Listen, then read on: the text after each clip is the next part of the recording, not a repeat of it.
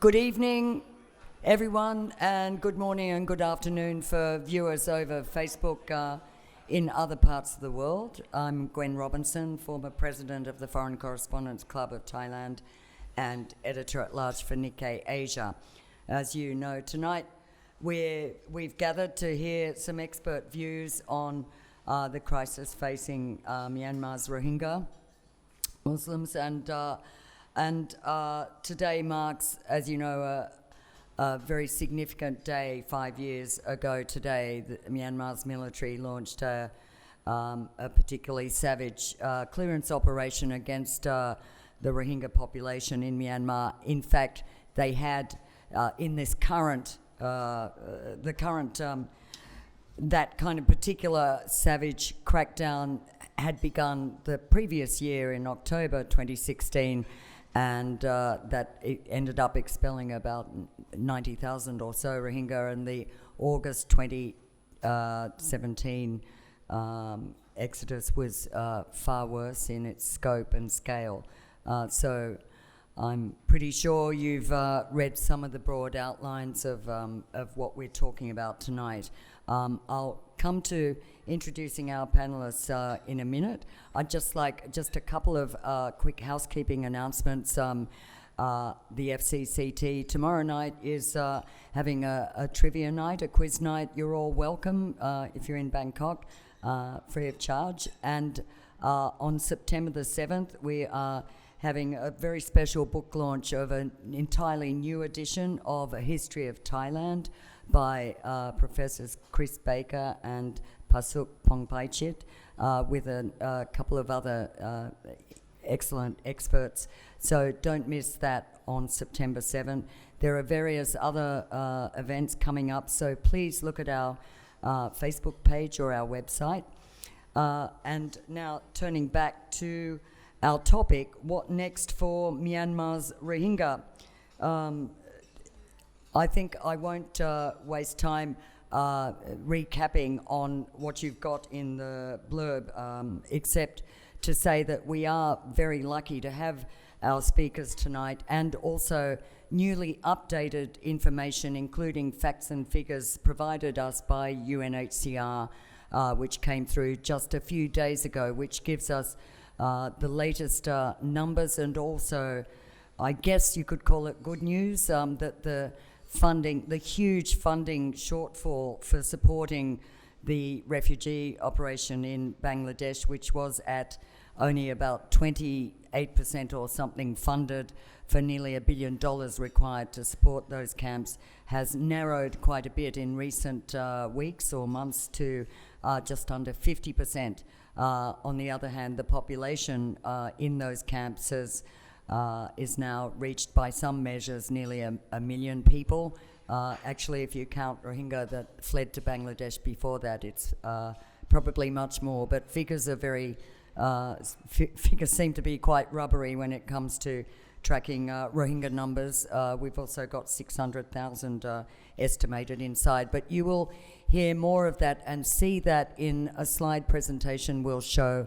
We're also, before we get to the panel, going to see a very short video.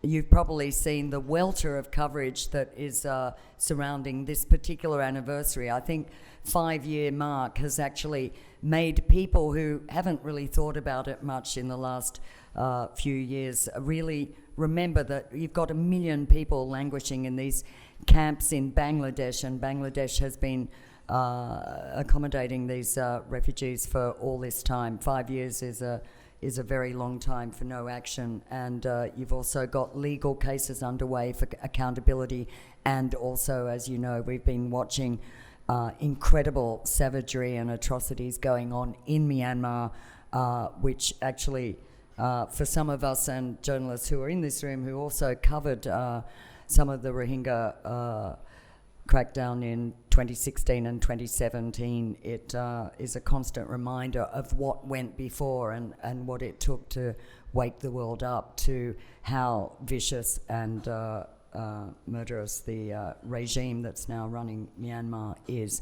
So I'd first like to introduce our panelists, and then we'll move to the video. So Up there on the top left hand of the screen is Ong Cho Mo. He's advisor on Rohingya issues, the National Unity Government of Myanmar's Ministry of Human Rights. Thank you very much for joining us, Ong Cho Mo. I think he's been approached by just every second media organisation in the world today which wants comments from Rohingya representatives for the anniversary. On his right is His Excellency Shahidul Haq, former Bangladesh Foreign Secretary and Banglabandu Chair at Delhi University in India. Thank you, sir, for joining us. And at the bottom there is Letitia van den Assem, former Netherlands ambassador and member of Kofi Annan's Advisory Commission on Rakhine State, which was in 2016 to 17. In the clubhouse here, on my far right, is Kingsley Abbott, Director of Global Accountability and International Justice at the International Commission of Jurists, and a former senior legal advisor at the Khmer Rouge Tribunal in Cambodia, amongst other such cases. Well, not such cases, but you know what I mean. And next to him is Chutima Siddhasathian, a journalist specialising in human trafficking issues, particularly the very brave coverage that exposed the shocking Rohingya trafficking case and mass graves in Thailand. So she's going to talk a little bit about how trafficking is continuing, possibly accelerating as the misery gets worse amongst Rohingya refugees. First, though, we'd like to show you. First, we're just going to show you a very short grab of a Channel News Asia documentary, which is actually, it's earlier this year, but I think it sums up some of the issues very well. Then we will show another short film by UNHCR, which has just been released today, or is being released today, which brings things up to date on the situation in the camps and in Bangladesh. So I'd like to ask our technical maestro, Julian, to fire away there on the videos, and we'll be back to you after those. Can we turn the lights down too, please? They've been described as the world's most persecuted people, unrecognized as citizens, and rejected by the country they call home. The Rohingya have a disputed and contested identity in the sense that their claims to resources are not recognized by the authorities in charge. The systematic campaign of violence that went on for decades have forced thousands of Rohingya to flee their homes in Myanmar's Rakhine state. We could see villages are burning, we could see people shot, stabbed. Almost 1 million Rohingya are now living as refugees in Cox's Bazar, Bangladesh, to escape the terrifying violence. But the overcrowded camps and catastrophic living conditions have made them vulnerable to fires and disease outbreaks, prompting calls for them to be relocated to an offshore remote island called Basan Char. Is Basan Char a permanent solution to the problem facing the Rohingya community?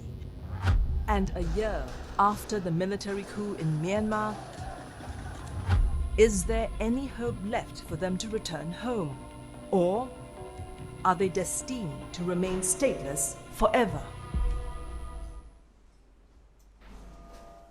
Thanks, Julian. That just showed you some of the aerial view of the mind-bogglingly vast camp facilities in Bangladesh, as well as this new situation with Basan Char Island, which I think already some of the camp residents have been starting to be moved to that island. We'll hear more about that situation a little bit later on. And we're just going to show you the UNHCR video, which is coming out today, which I think is aimed at donors.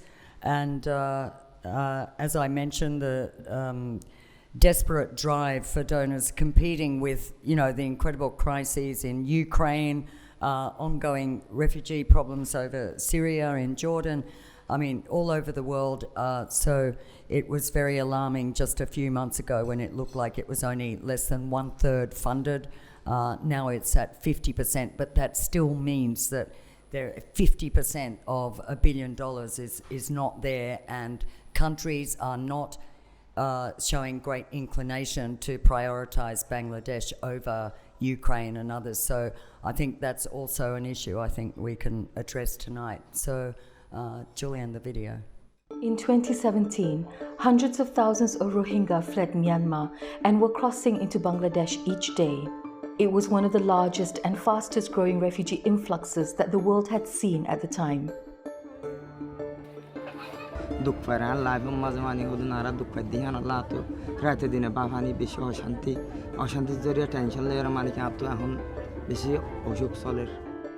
Today, close to 1 million Rohingya refugees live in camps in Cox's Bazar and on Bhasan Char Island in Bangladesh.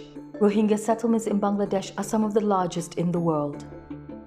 But do you know who the Rohingya are? How did the Rohingya crisis start, and what is being done to help? The Rohingya are a mainly Muslim minority in Myanmar. Their unique history and culture is thousands of years old, but they have faced discrimination and persecution for generations. ইয়ার বয়স 18 বছর ছিলাম 18 বছর মানে তাকে এর বাদে 4 বছর বাদে গিয়ে দিতে 4 বছর বাদে ঘরে গিয়ে আর মানে শুরু ফারকারা দিয়ে ইন্ডিয়া গিলা বুঝি এই ফারকারা দিয়ে আমার ইয়া আছে ইয়া 25 বছর বাদে আমটা বুঝি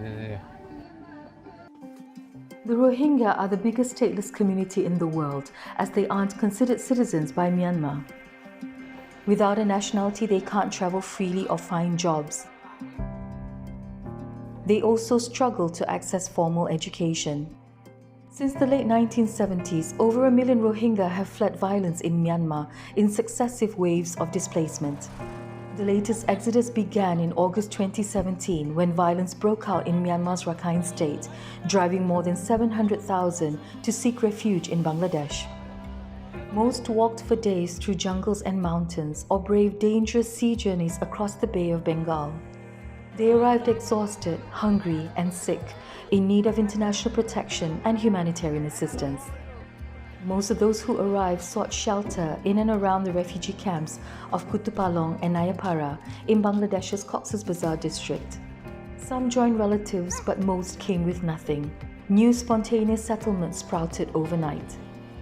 The scale of the influx put pressure on the host community and already overstretched facilities and services. But the Bangladesh government responded generously throughout the crisis, and local Bangladeshi people took in the new arrivals and spared no effort to help.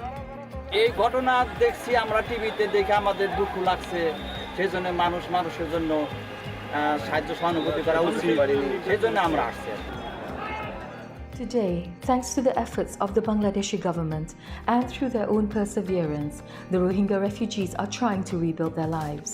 But their futures remain uncertain.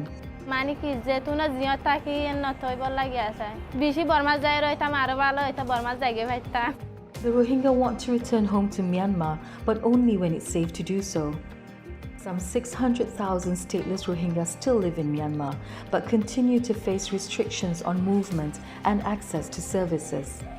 Over 140,000 are internally displaced and living in closed camps where they rely on humanitarian assistance. This crisis may not always be on the news, but we must always remember the Rohingya.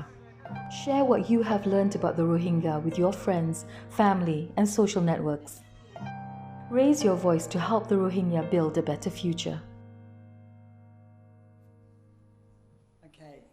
Thanks very much, and thanks also to UNHCR Charlie Goodlake and Ellen Hansen.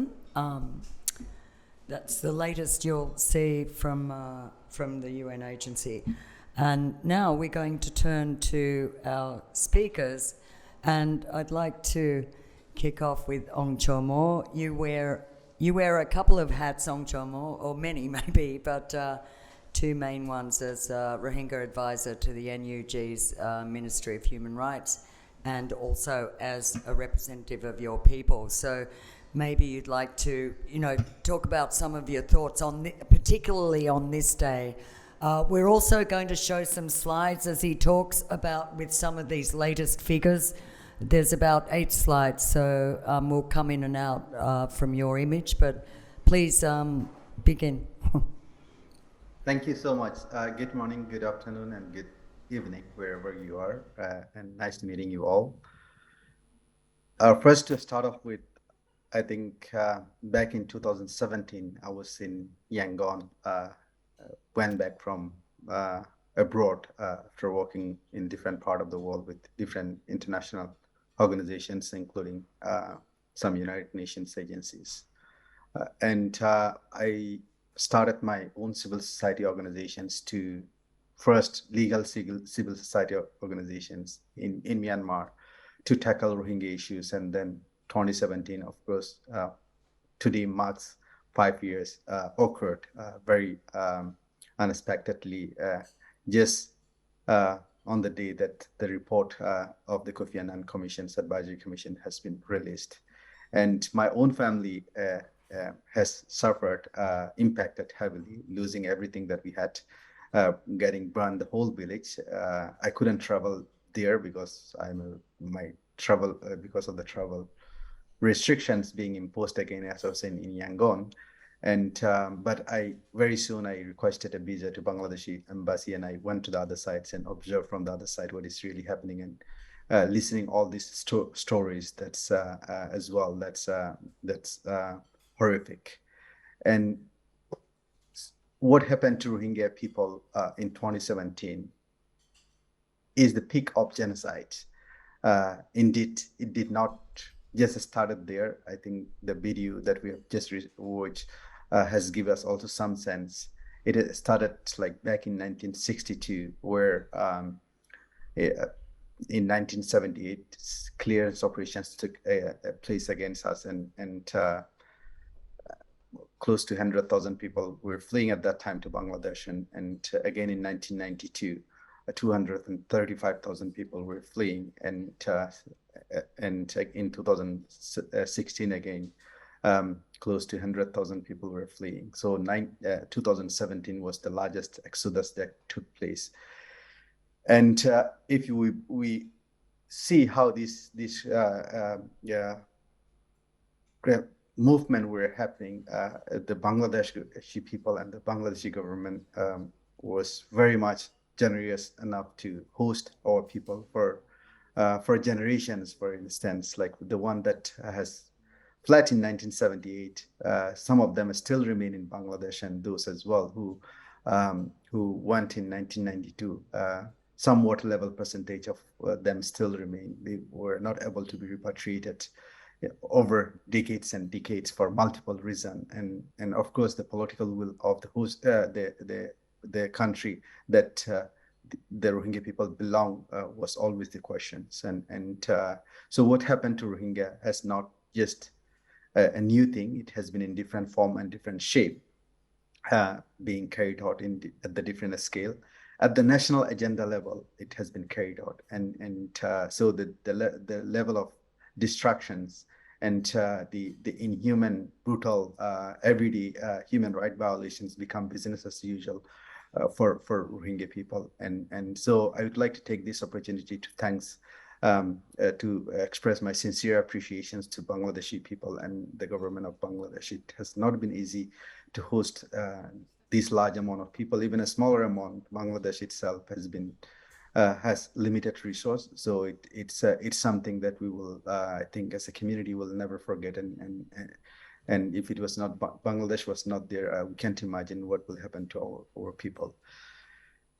And of course, 5 years later, the future remain very dark, and there is no hope when the people will be able to go back to the place of origin with safety, dignity, and voluntarily.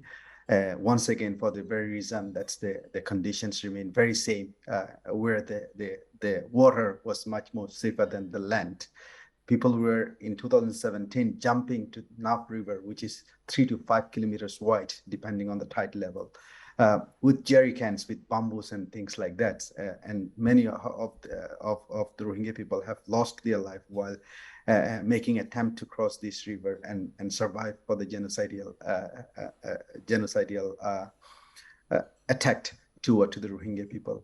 the genocide took place to the Rohingya people was true 5 years before, and it is true yesterday, it is true today, it will be true tomorrow.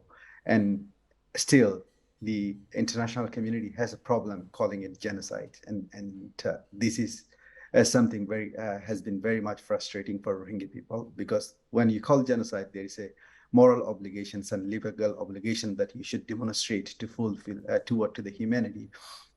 However, lately the United States has announced, and many other countries are following now the footstep to support the case filed by the Gambia at the International Court of Justice for violations of the genocide conventions.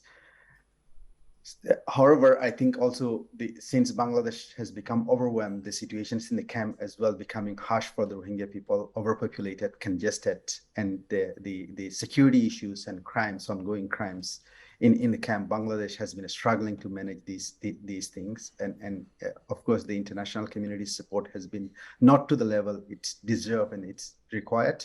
And I think what UNHCR claim on the funding also demonstrate that. And however, I think Bangladesh has been so much generous and patient enough to host us, and I think Bangladesh could, for the sake of humanity, Bangladesh could survive, could help us to survive a bit longer.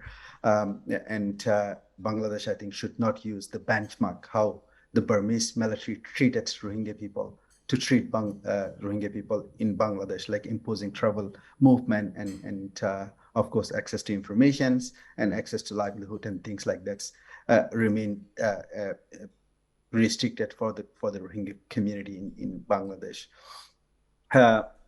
So the people now want to come back, but what does it look like to come back to Burma? And as you know, 2021, 1st of February, the coup took place in Burma, and the whole political landscape of Myanmar has shifted. There has been heavy, untrue, artificial perceptions that larger Burmese public had towards people that's differ from reality because of the propaganda that has been spreaded by the national broadcasting system that we came from Bangladesh and we're illegal and we are trying to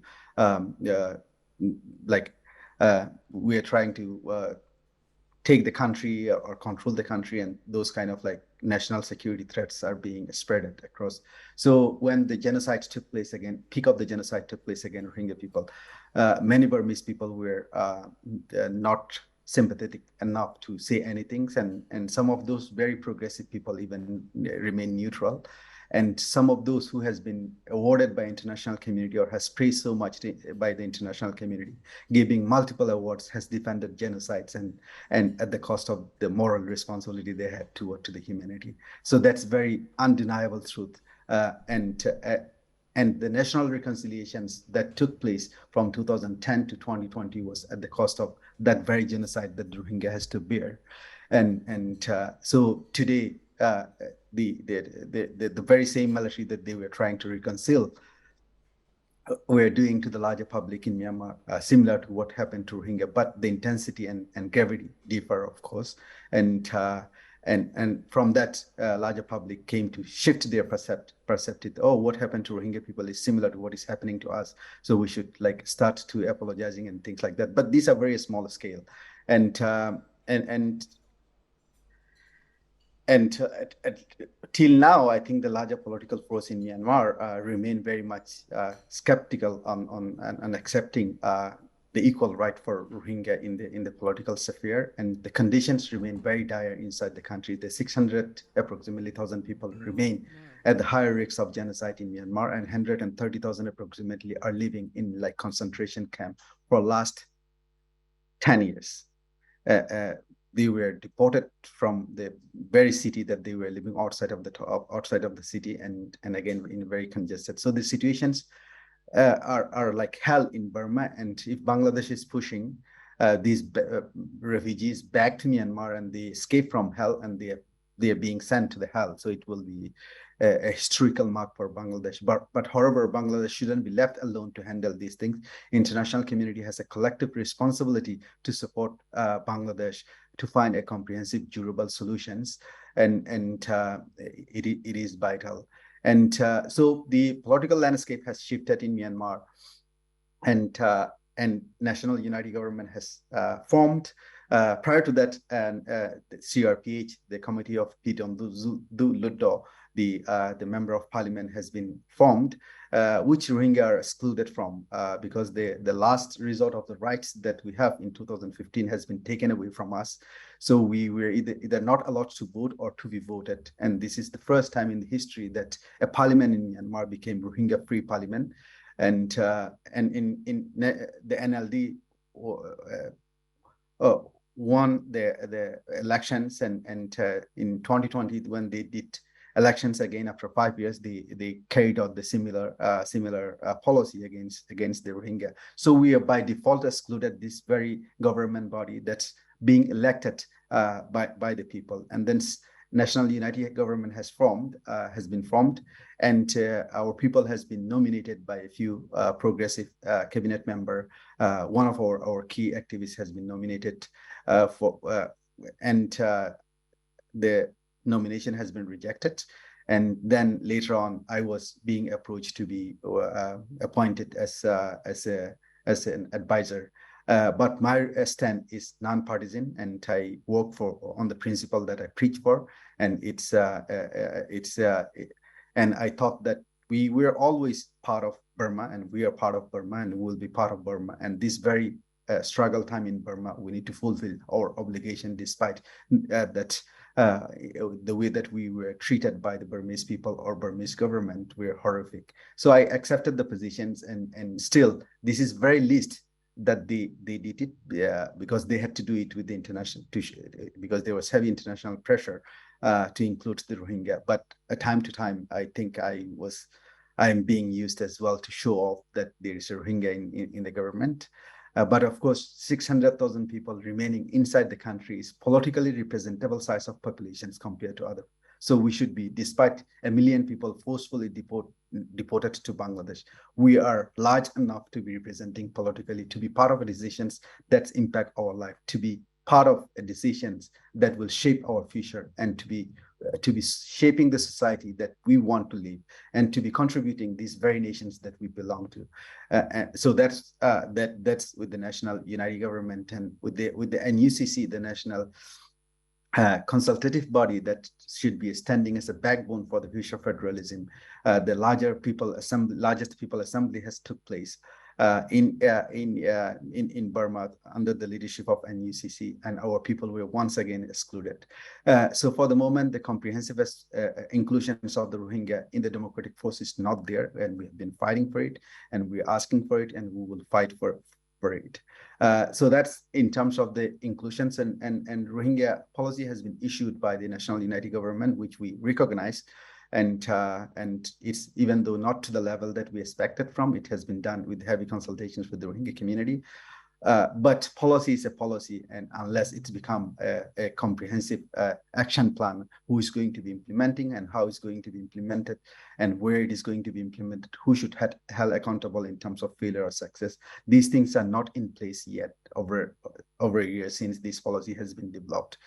And as well as the fact that the Rohingya policy has need to be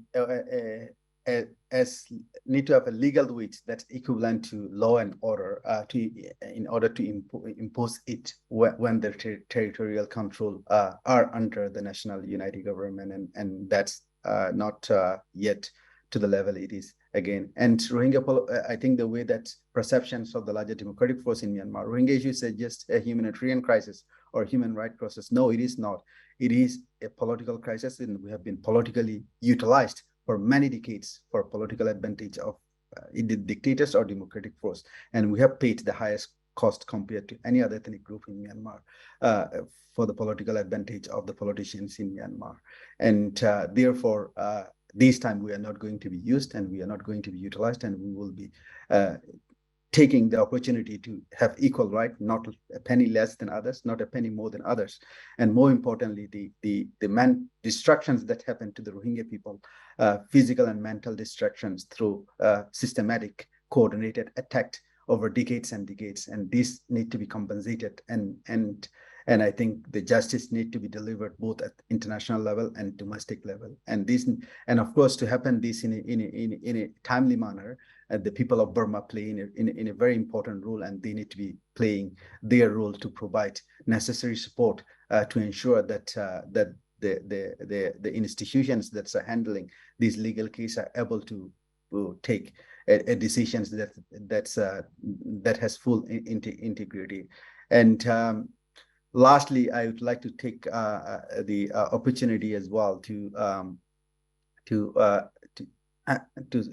make a few points on like we often call we are stateless. No, we are not a stateless.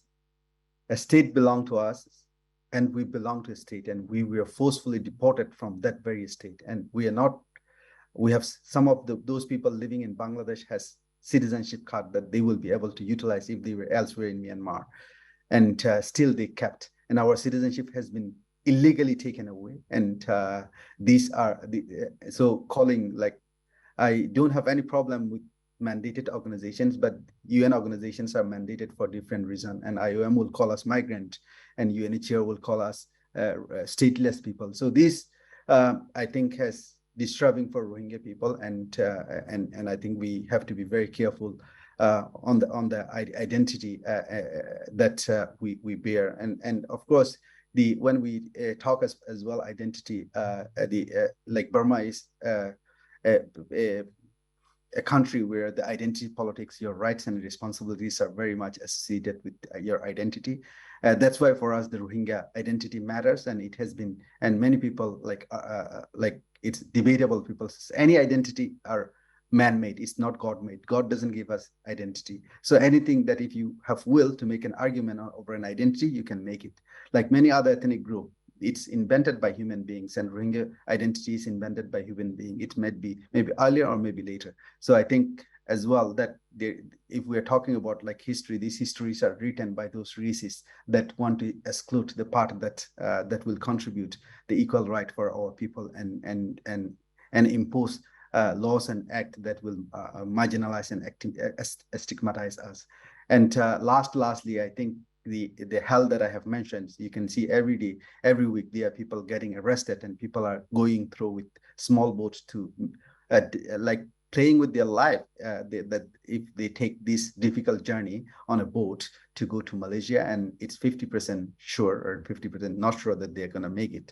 But if people in Rakhine State are taking this serious, risky journey, they are not like going for livelihood. They are first and foremost, they are going to live, to find a future that will give them a human dignity, where they will not be treated as a subhuman beings.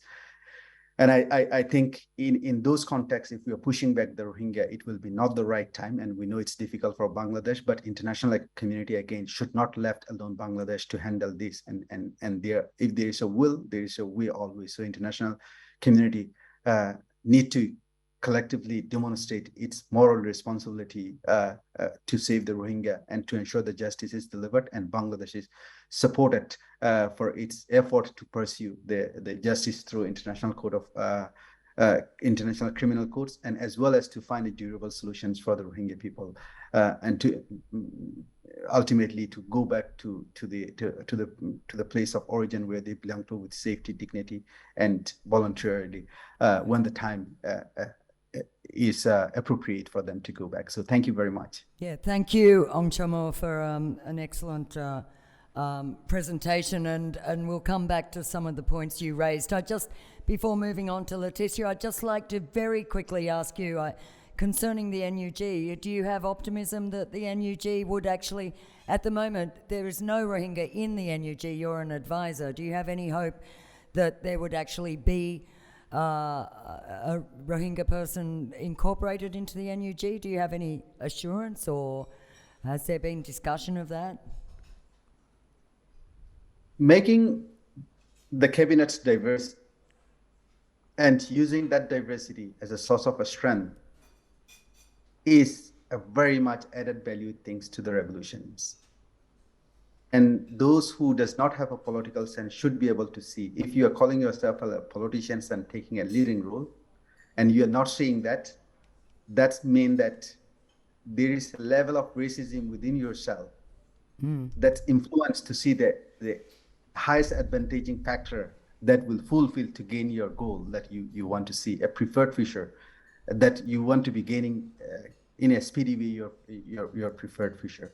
So if international community has to push it and Burmese democratic force are doing that just because international community are doing, it's risky for the country, it's risky for the democracy, it's a threat for democracy, and it's need to come organically from the so-called democratic force in Myanmar to include Rohingya, because we have been always part of Myanmar, and we have contributed, we have been in parliament, we have been in cabinet. It's not new thing, and we are more importantly politically representable size of populations, and we have paid the highest price.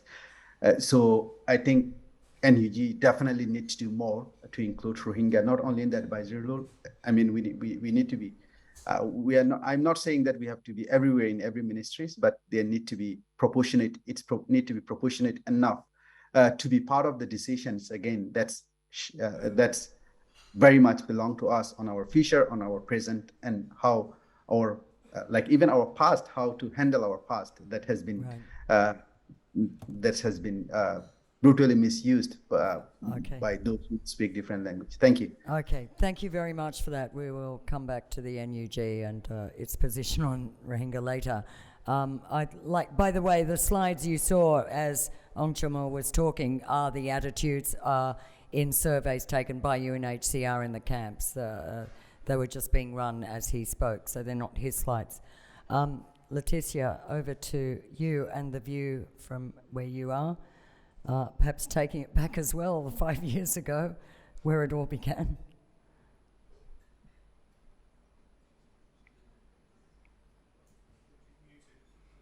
Oh, you're muted. Hello? Leticia, can you hear me? Yeah. Oh, that's better. Can you speak up? Yes, I'll try. Thank you for inviting me on this very important day. Particularly to speak about the current situation in Rakhine State and to suggest some ways forward. We know much more about the condition of the Rohingya in Bangladesh than we know about the approximately 600,000 Rohingya who did not flee to Bangladesh but who stayed in Rakhine State. And basically, little has actually been done to improve their lives. They remain stuck in what I call a brutal and dehumanizing apartheid state that has confined them to, let's call it, ghetto-like existence ever since the breakout of the large-scale violence in 2012. So this is not 2017, this is much earlier in 2012, since we have been in that condition. Access to healthcare, education and livelihoods are daily struggles. And even today, this apartheid state, coupled with severe and arbitrary restrictions of movement, really continues to provide a perfect framework for genocidal acts. And I underline that because I think it's very important that people realize that what goes on there, although there's some improvements, but on the whole, it's a continuation of what was there in 2016-17. Now, in 2020, after 2 long years of violent conflict between the Myanmar military and the Arakan army, Rakhine State was really ravaged. And in November 2020, just before the coup, an informal ceasefire was agreed.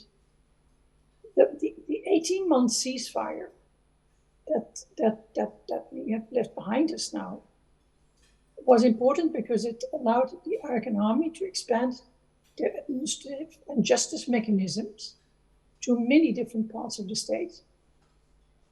And with the exception of the Bangladesh border area, the Arakan army now controls much of the rural areas in the north and center of the state. And excuse me, as Aung San Suu Kyi has said, this has led to some positive changes for the Rohingya. Excuse me. Several have been selected for low-level administration positions, although this may be more incidental than part of a deliberate policy. And also a large group of Rohingya was recently allowed to attend Sitwe University. But of course, taking some incidental positive steps does not mean that there is an overall policy plan in place that is championed by multiple leaders in the state. Obviously, in the absence of such an agreed framework, the Rohingya cannot claim their rights. And I'll just give you one example where this has become clear. For example, in efforts to close existing dilapidated IDP camps and to move the displaced to better accommodation. In some cases, new accommodation was found, but the choices of the displaced themselves were ignored. This goes against international standards and makes it much more difficult to ensure an inclusive environment in which trust between communities can be built. And in one particular case, the large Chao Talon camp in Chao Pyu, which I visited in 2017, in that camp, the displaced wanted to relocate to a facility close to their original homes, some of which are still standing. But their wishes were rejected, and instead, a location was prepared for them away from town and in an area that is prone to flooding and where the immediate neighbors are military farms. So, as this example shows, these kinds of actions do little to boost the trust between communities. And as you also know, reducing fear of others has been stoked for as long as many remember. And it takes real political will and a comprehensive approach that takes account of the need for transitional justice mechanisms. Today, there really are no meaningful transitional justice mechanisms in Myanmar. Now, in the current debate, transitional justice is often seen merely as international prosecutorial justice. It's important to emphasize that transitional justice is about much more than that. Getting justice for the Rohingya doesn't really stop with addressing international crimes leading to only limited numbers of indictments. It's important. I don't want to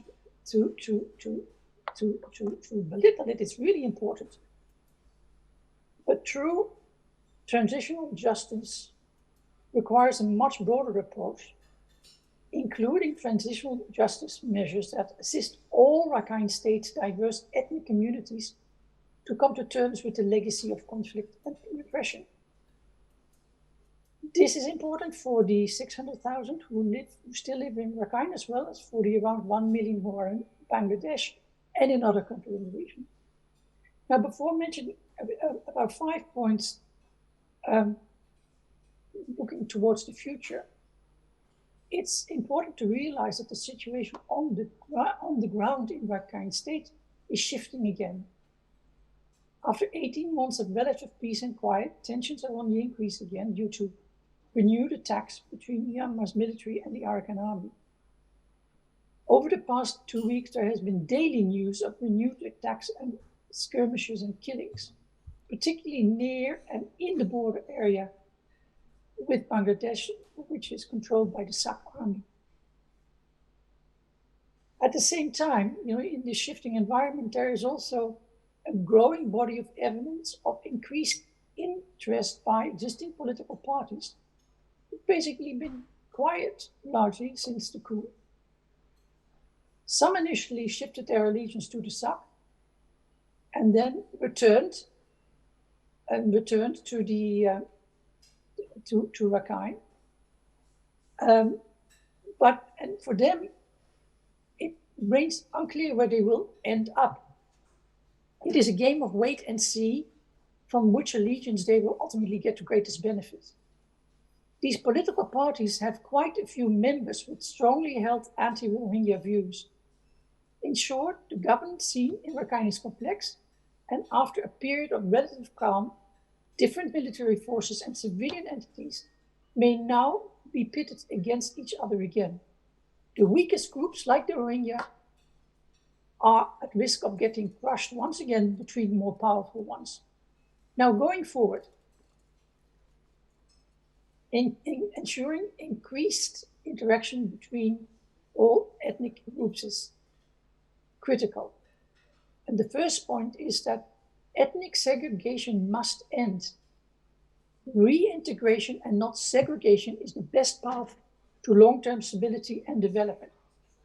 2, the development of an overarching transitional justice policy for Rakhine State should be considered.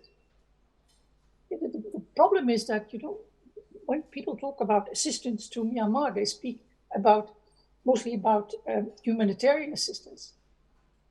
But, transitional justice usually is not part of that package. It should be. Third point, a critical concern of the Rohingya, whether they are in Bangladesh or in Rakhine, is about non-military perpetrators who violently confronted them directly, but who will not be tried internationally. Particular group among these are the Rakhine militias. Trained and armed by the military, they followed the instructions of the official security service. These militias knew the local situation like the back of their hand. They were particularly involved in mopping up operations, rooting out and killing remaining civilians and setting fire to entire villages. Many militia members lived in the very same areas as their Rohingya victims. And today, many still live in areas Rohingya want to return to, areas that they consider home. What can be done to facilitate peaceful returns? There are very important conversations to be had that are not ongoing at the moment.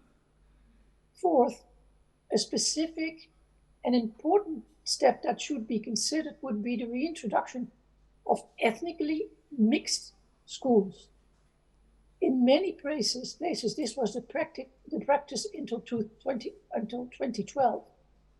It would be a major step forward if Rakhine, Rohingya, and other ethnicities would all have access to the same schools and have equal education. I think that's probably one of the most critically important things that could be considered. And it's 10 years ago since it was halted. The fifth and last is another step which would be engaging more in the debate about new citizenship law legislation that does not entrench membership of a limited number of ethnicities as a condition. I was pleased to see that in 2021, the NUG set out certain principles. And I think it would be interesting to hear from Aung San Mo what has been done to elaborate on these. Personally, I've noticed some provisions in the Federal Democracy Charter that refer to this, but I find them a little confusing. Rakhine State is the home to Myanmar's largest group of de facto stateless people. But it's important to remember, especially if you want to try to overcome resistance on the part of certain politicians and groups, that in Myanmar there are thousands of others who are considered stateless, including Gurkhas, Tamils, Hindus, Chinese, and many others. If bringing Myanmar's current citizenship legislation not in line with international standards does not get priority, the problem will continue to grow. So I emphasize again, look at the bigger picture. All of those looking at Myanmar as their home, as their rightful residence, and you make a much stronger case to people who are hesitant than if you advocate the end of statelessness and the inclusion of all in Myanmar in the citizenship legislation. if you don't do that, the problem will only continue to grow. This is, of course, critically important for the return of the Rohingya in Bangladesh, who have rightly insisted that they do not want to return unless their citizenship is guaranteed. Thank you. Thank you very much, Letitia, for those points. I think you've got an article that comes out today making all those points in a publication. Yeah, this is an elaboration on that. Right. Okay. We'll come back to, I think, a couple of those points you raised, but for now, perhaps we could turn to Excellency Shahidun Haq.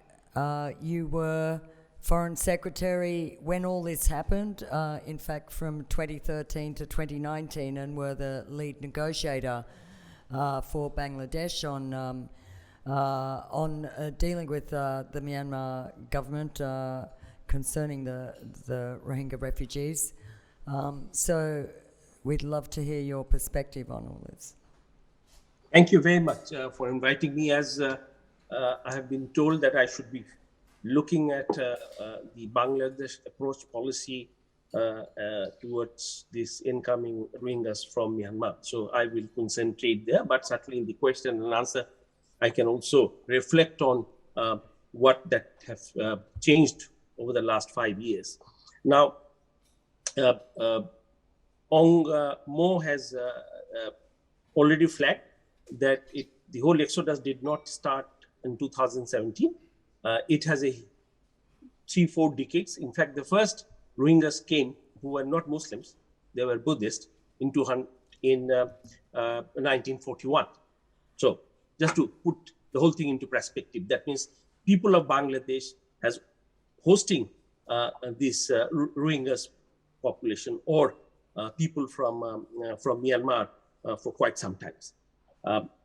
But certainly 2017 is an exception where within 3 weeks we ended up having about 5 lakh to start with, and then eventually it reached to 1.2 million. Now, to understand Bangladesh's approach to the whole thing, I think you need to understand Bangladesh and the government of Bangladesh. That's very critical.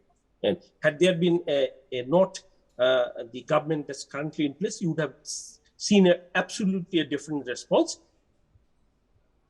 Pointer Europe.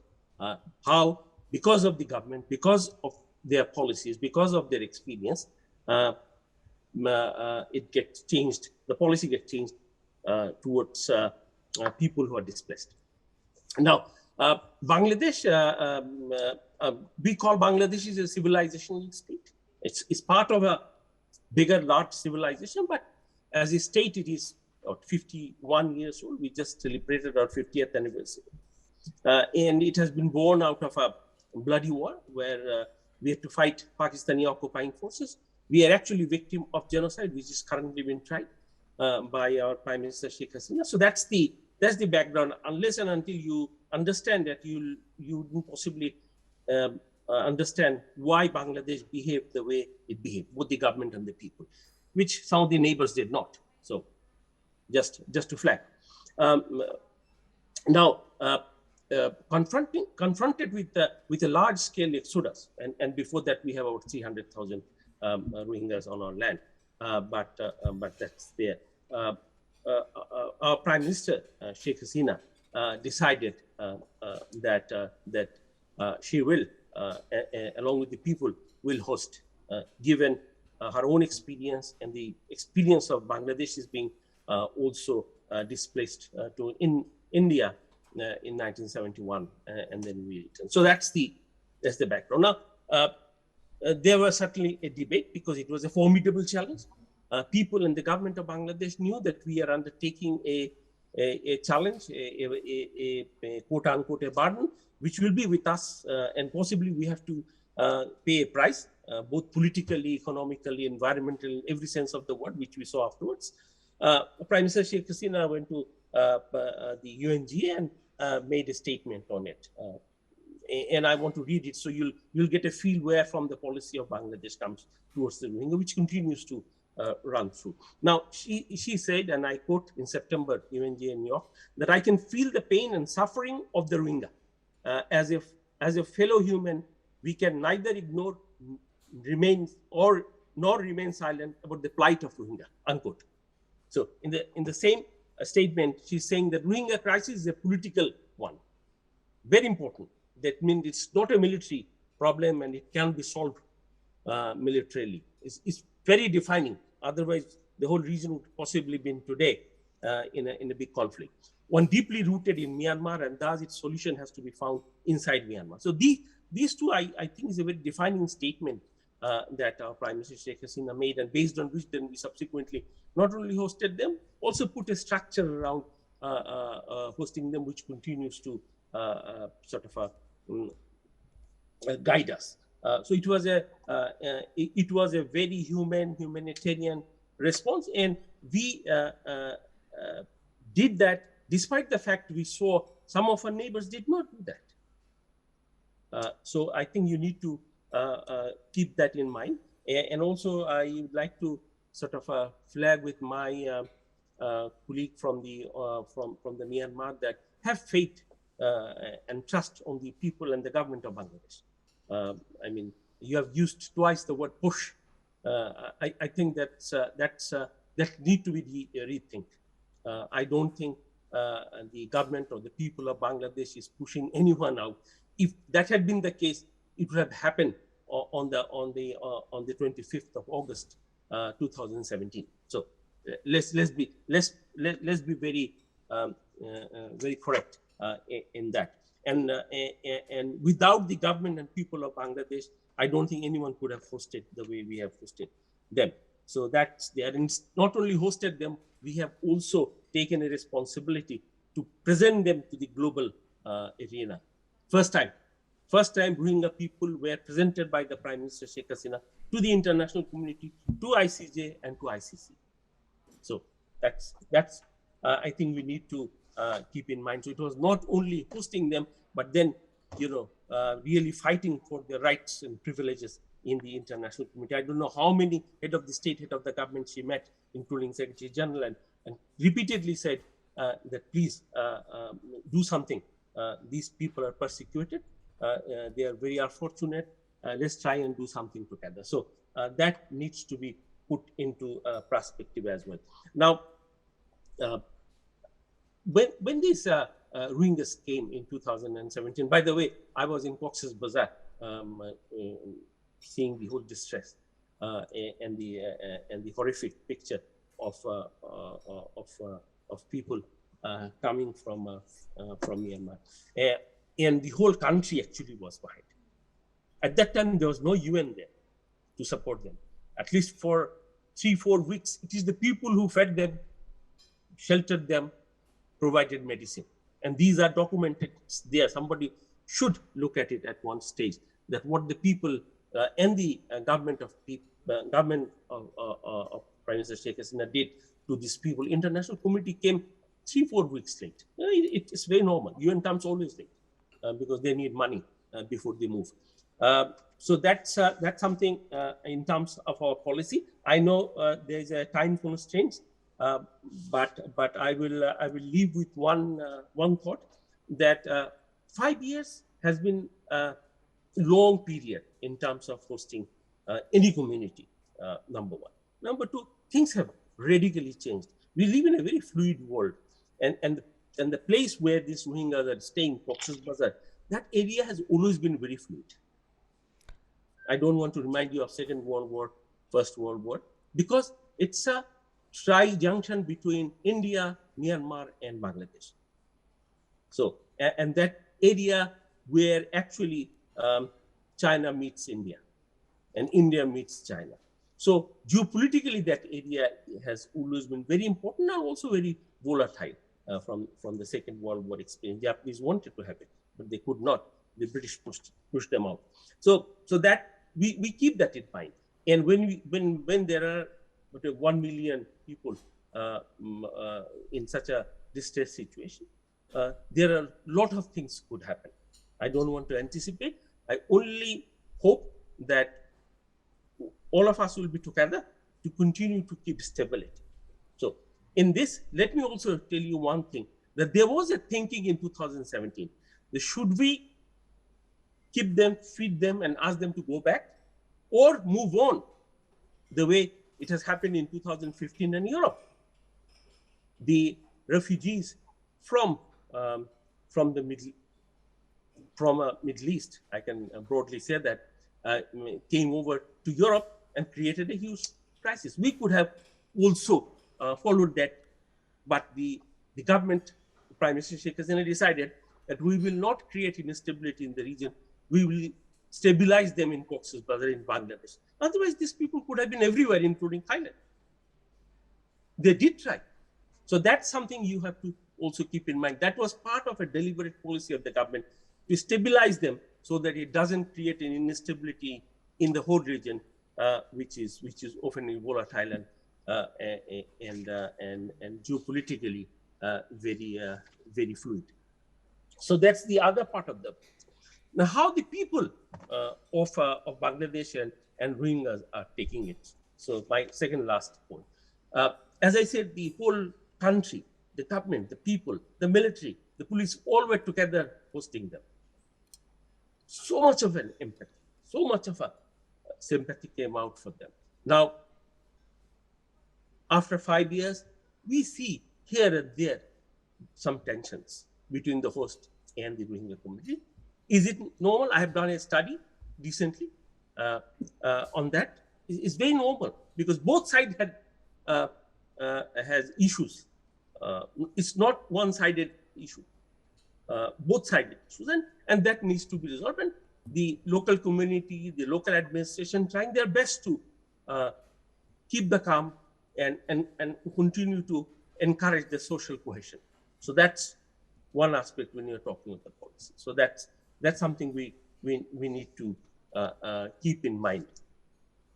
Last word, the way my friend Ong Mo today described the Rohingyas, I wish the Aung San Suu Kyi-led government felt in the same way when we were trying to flag these things with them.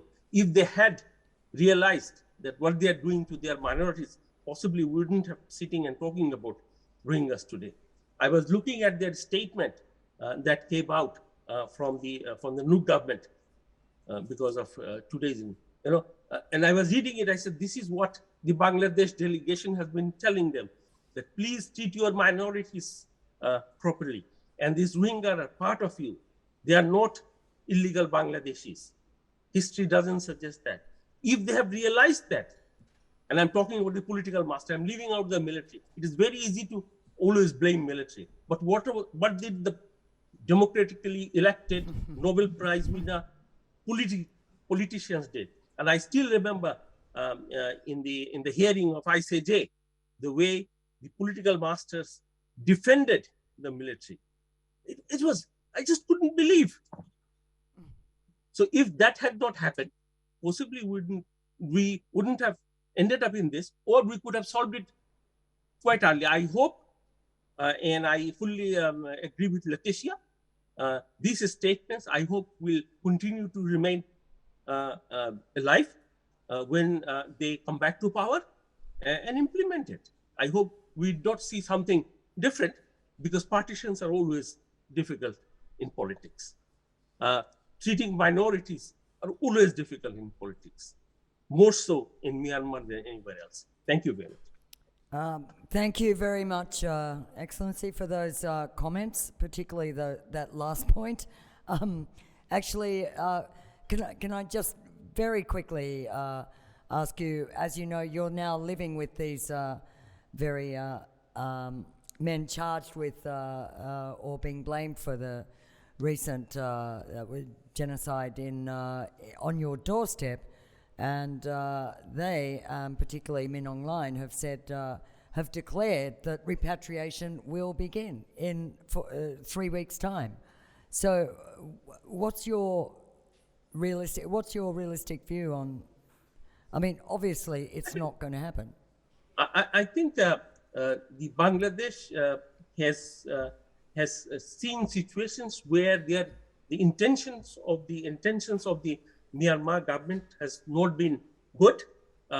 With a very good faith, we went ahead and had the bilateral agreement in 2017 November, and we actually thought that this will also create a path which will peacefully able to solve the displacement issues. Right. It didn't happen. Right. I'd be very cautious taking Myanmar military's any word with good faith. I have an experience of dealing with them. I think I've been sitting in 8 different negotiations, and I've seen Myanmar negotiators very closely. Also, the political master, including the gentleman whom you met, I had a 1.5 hour deep talk with him. I think the Myanmar military is faced with a very difficult situation. Sorry? Very difficult situation right now, because it looks like that after elections of July, their appeal that the court doesn't have a jurisdiction. Now the court will move ahead, and the genocide is what, wiping out a population or intend to wipe out a population. So how do you disprove that? One of the way you can disprove it is you take a couple of them, hundreds of them, maybe 1,000 of them, and say, look, I don't actually have the intention of wiping them out. I want to take them back. We have done it twice in the past. It was the military government which did it.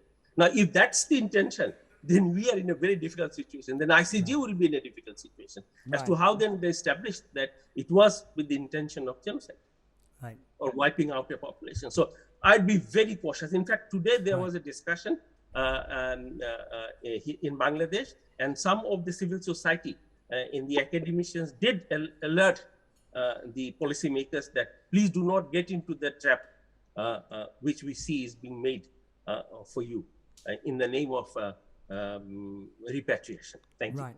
Okay. Thank you very much. Now we're going to go from the repatriation issue to the ongoing trafficking and refugee flows. So I'd like to turn to you, Kunchutima, who you've been monitoring and reporting on some of these movements. So please share with us what. I think you need to. Yeah.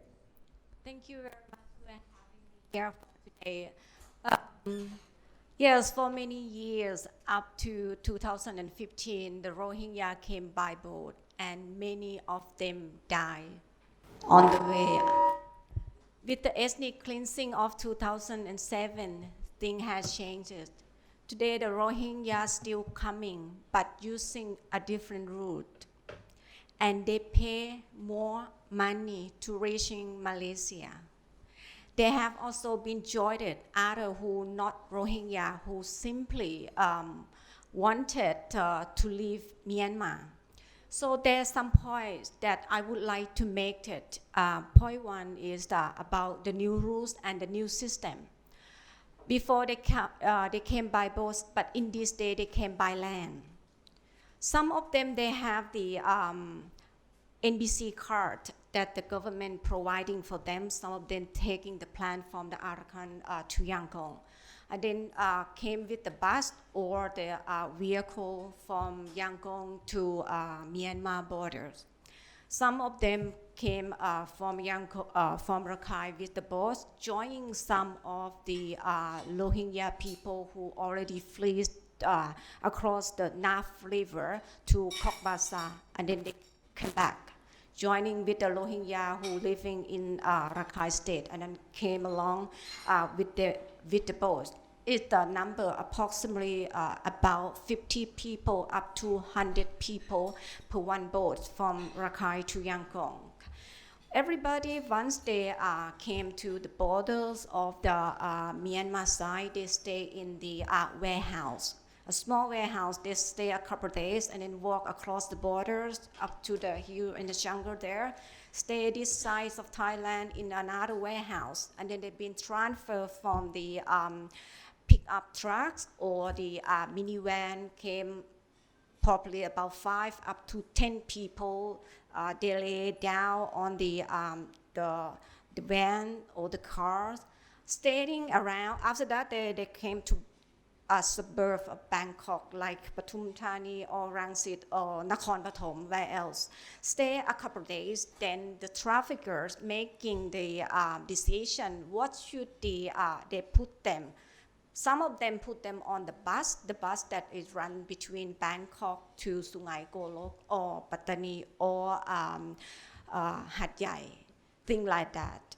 So before they are cross the border again, so stay in the warehouse a couple of days, then reaching Malaysia. In this day, many people, like women, more than 80% in the group, because of the demanding in Malaysia, they want the girl to get married. The second point that I would like to talk more about the new price and the new travelers. Early before 2015, I did learn that it costs about 3,000 baht up to 60,000 or 70,000 baht per one traveler for one Rohingya came by boat. But in this day, the price is up between 150 up to 300,000 per one Rohingya. It depends. If you're flying from Arakan to Yangkong, it can be expensive. And the fee has been changed so many hands of the traffickers. So you have to pay from Arakan to Yangkong. That is the first payment. And the second payment from Yangkong to the borders. And the border to Bangkok, another payment. Then the payment again to the down south before across the Malaysia. The third point is the problem in Malaysia. At the moment, the people have waiting a long queue for apply the UNHCR card. The translator or the people dealing with the UNHCR people to helping the people to get the queue to get the card, so they have to pay up to 5 million ringgit or 50,000 baht per one person. That's why this cost is very huge costs. And before early 2012, many of Rohingya 100% are men came with boat. After crackdown in 2012, between 2012 and 2016, we'll see the family and kids came by boat. So in this day after ethnic cleansing, 2017, more than or most of them are women, young girls, 12 years old, 13 years old, 15 years old. How can that be? Many Rohingya men already settled down their life in Malaysia. Most of them are single men in the early days. They want to have their family, so they smuggle the love. They will pay that. Rohingya itself who living in Rakhine or in Bangladesh in a camp, they not have ability or not have money to pay their way to come to Malaysia. So a man who living in Malaysia will pay them all, paying the smuggler for their way to reaching to Malaysia. Some of them are kidnapped. 13 years old, 14 years old. The officer have to look this issue very closely. We think can went wrong during on the way traveling from Arakan to Malaysia. Rape can happen. Violence can happen. Nobody know because of in this day nobody reports clearly what happened. The Thai government not able to define this is a Rohingya or Myanmar Muslim or we don't know. So we don't have information to clear understand about this system or about these people, what happened, what's going on. But surely Thailand is not the destination for the Rohingya. Thailand just only the country that the Rohingya passing through Malaysia. Of course, Malaysia is the tier 3 is below Thailand, what are they doing? What we can do for them? As the many guys said, yeah, education is many concerns, safety, security are concerned. How come they return back home safely while everything is unrecognized? Thank you. So if you have any question, I'm happy to answer about the smuggling. Yeah, I think what's interesting is you have been researching it too. So you mentioned to me when we talked about some of the flows, is your sense that there is recently more increase, or, you know, where it's going, and whether the destinations have changed at all? More destinations are the same as Malaysia, but the number I am not sure is increasing or not. But before 2015, they came by the season with the small boat. In the before the big crackdown in 2015, it's become a huge boat, like a fishing boat. So most are they come by the season. When the storm season, they will stop a little bit. But once in this day, they come by land every day. 20 up to 100, it depends. So every day, whole round year. So I'm not sure is higher or lower, but they're still coming, yeah. Right. Well, I think given Thailand's recent move up the trafficking rankings to tier 2 from tier 3, they obviously want to keep some sort of track record that prevents them from being downgraded again, I suppose. At the moment, the thing is, the Thai government didn't tell them that they are Rohingya. That is the thing. So how come they're dealing with these people? Once they define them, declare them as the Burmese, then they can deport them back or push back. I don't know what they use, their own special word. These people unrecognized. One day, Thai government said they are Rohingya. What Thailand will do with them? How they're dealing with them?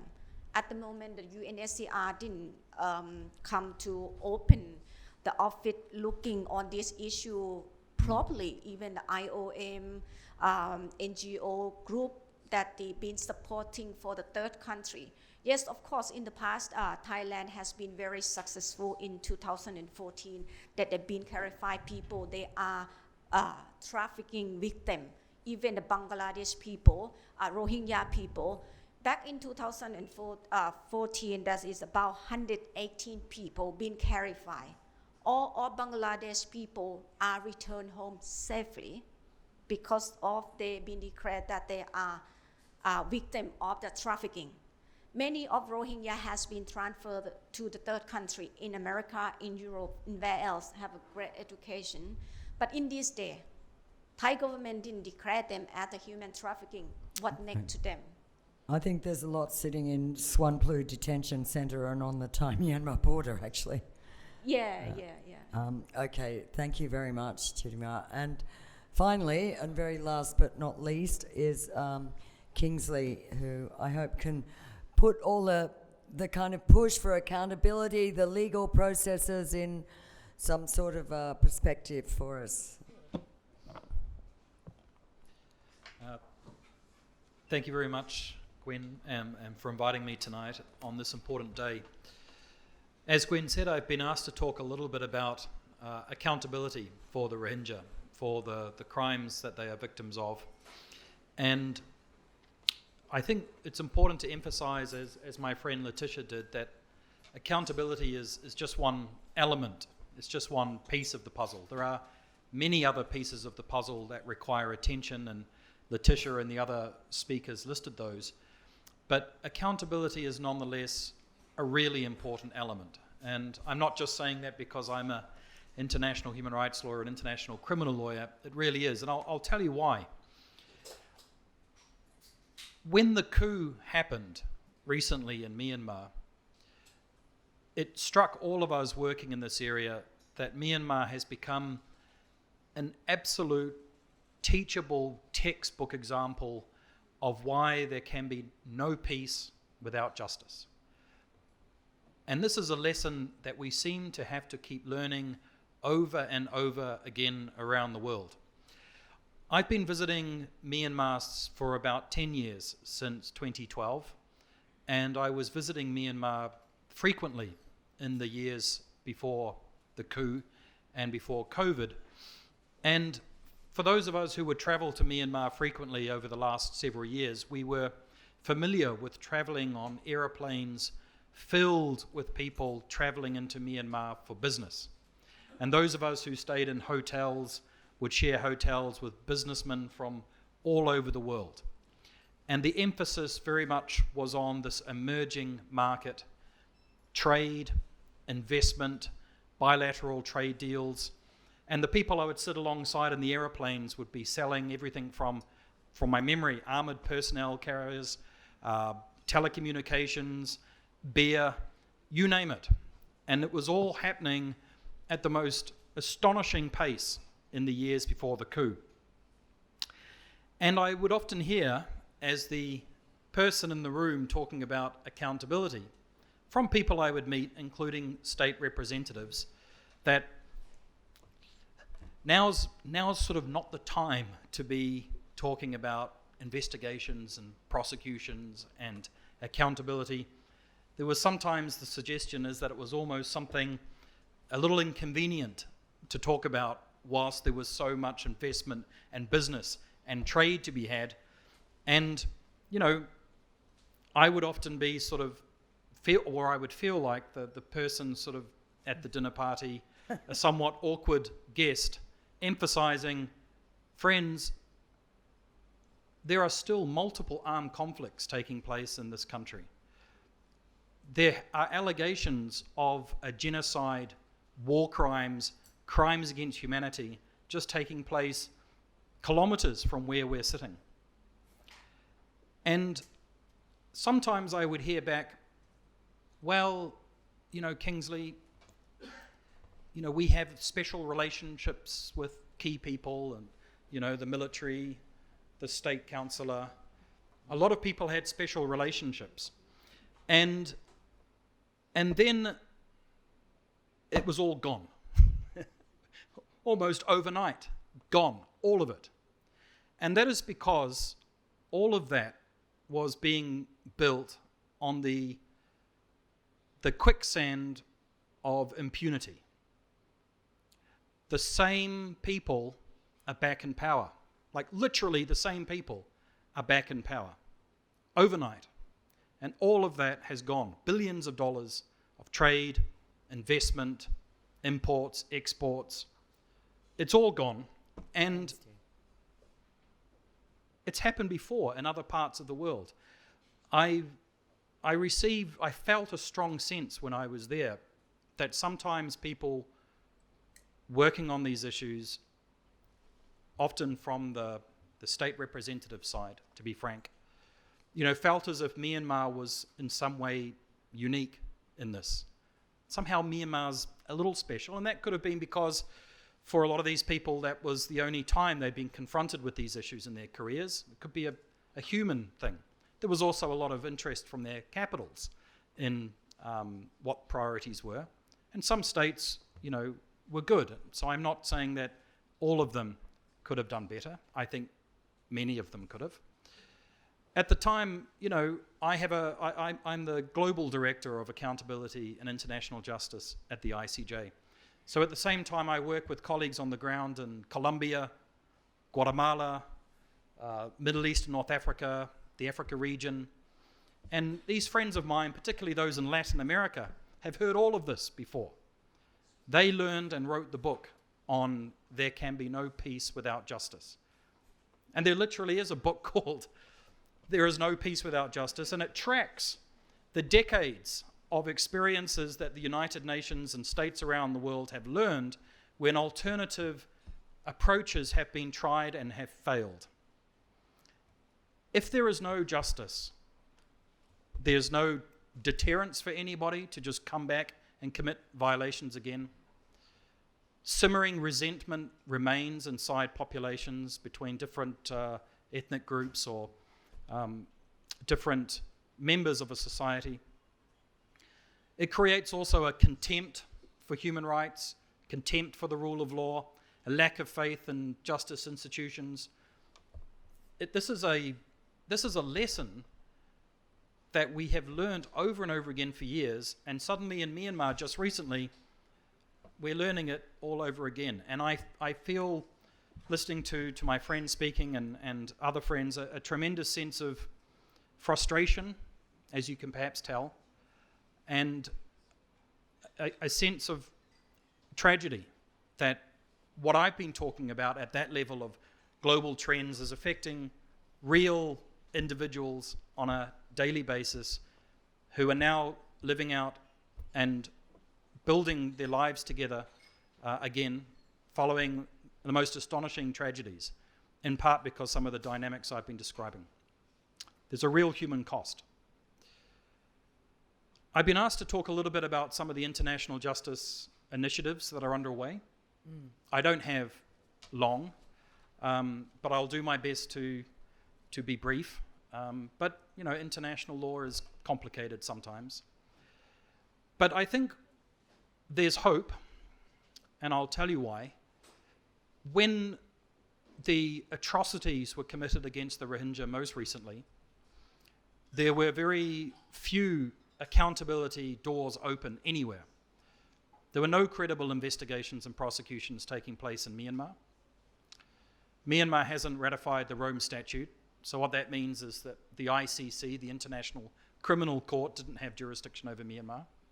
But that's okay. The UN Security Council can refer the Myanmar situation. Well, there were blockages in the UN Security Council, as we know. Some of the permanent members were not supportive of accountability. And so what do we do? And this was a real challenge for people like me who are international criminal lawyers and supposed experts on international justice. How have we been working on international justice for so many years? We're confronted with, what could be an apparent genocide and crimes against humanity and war crimes, and no one's got any ideas. It's a failure of the international justice system. It's a gap. That's what we were discussing amongst ourselves. Thankfully, some opportunities have opened up, and they're significant. And it's through, I think, the creative use of the law by key people around the world who are watching and pushing hard for accountability for the Rohingya and other victims of atrocities in Myanmar. One is the International Criminal Court. I'm going to talk about four. First is the International Criminal Court is now investigating. And that's because the prosecutor made an argument that some of these crimes, or at least part of these crimes, took place in Bangladesh, which is a party to the Rome Statute.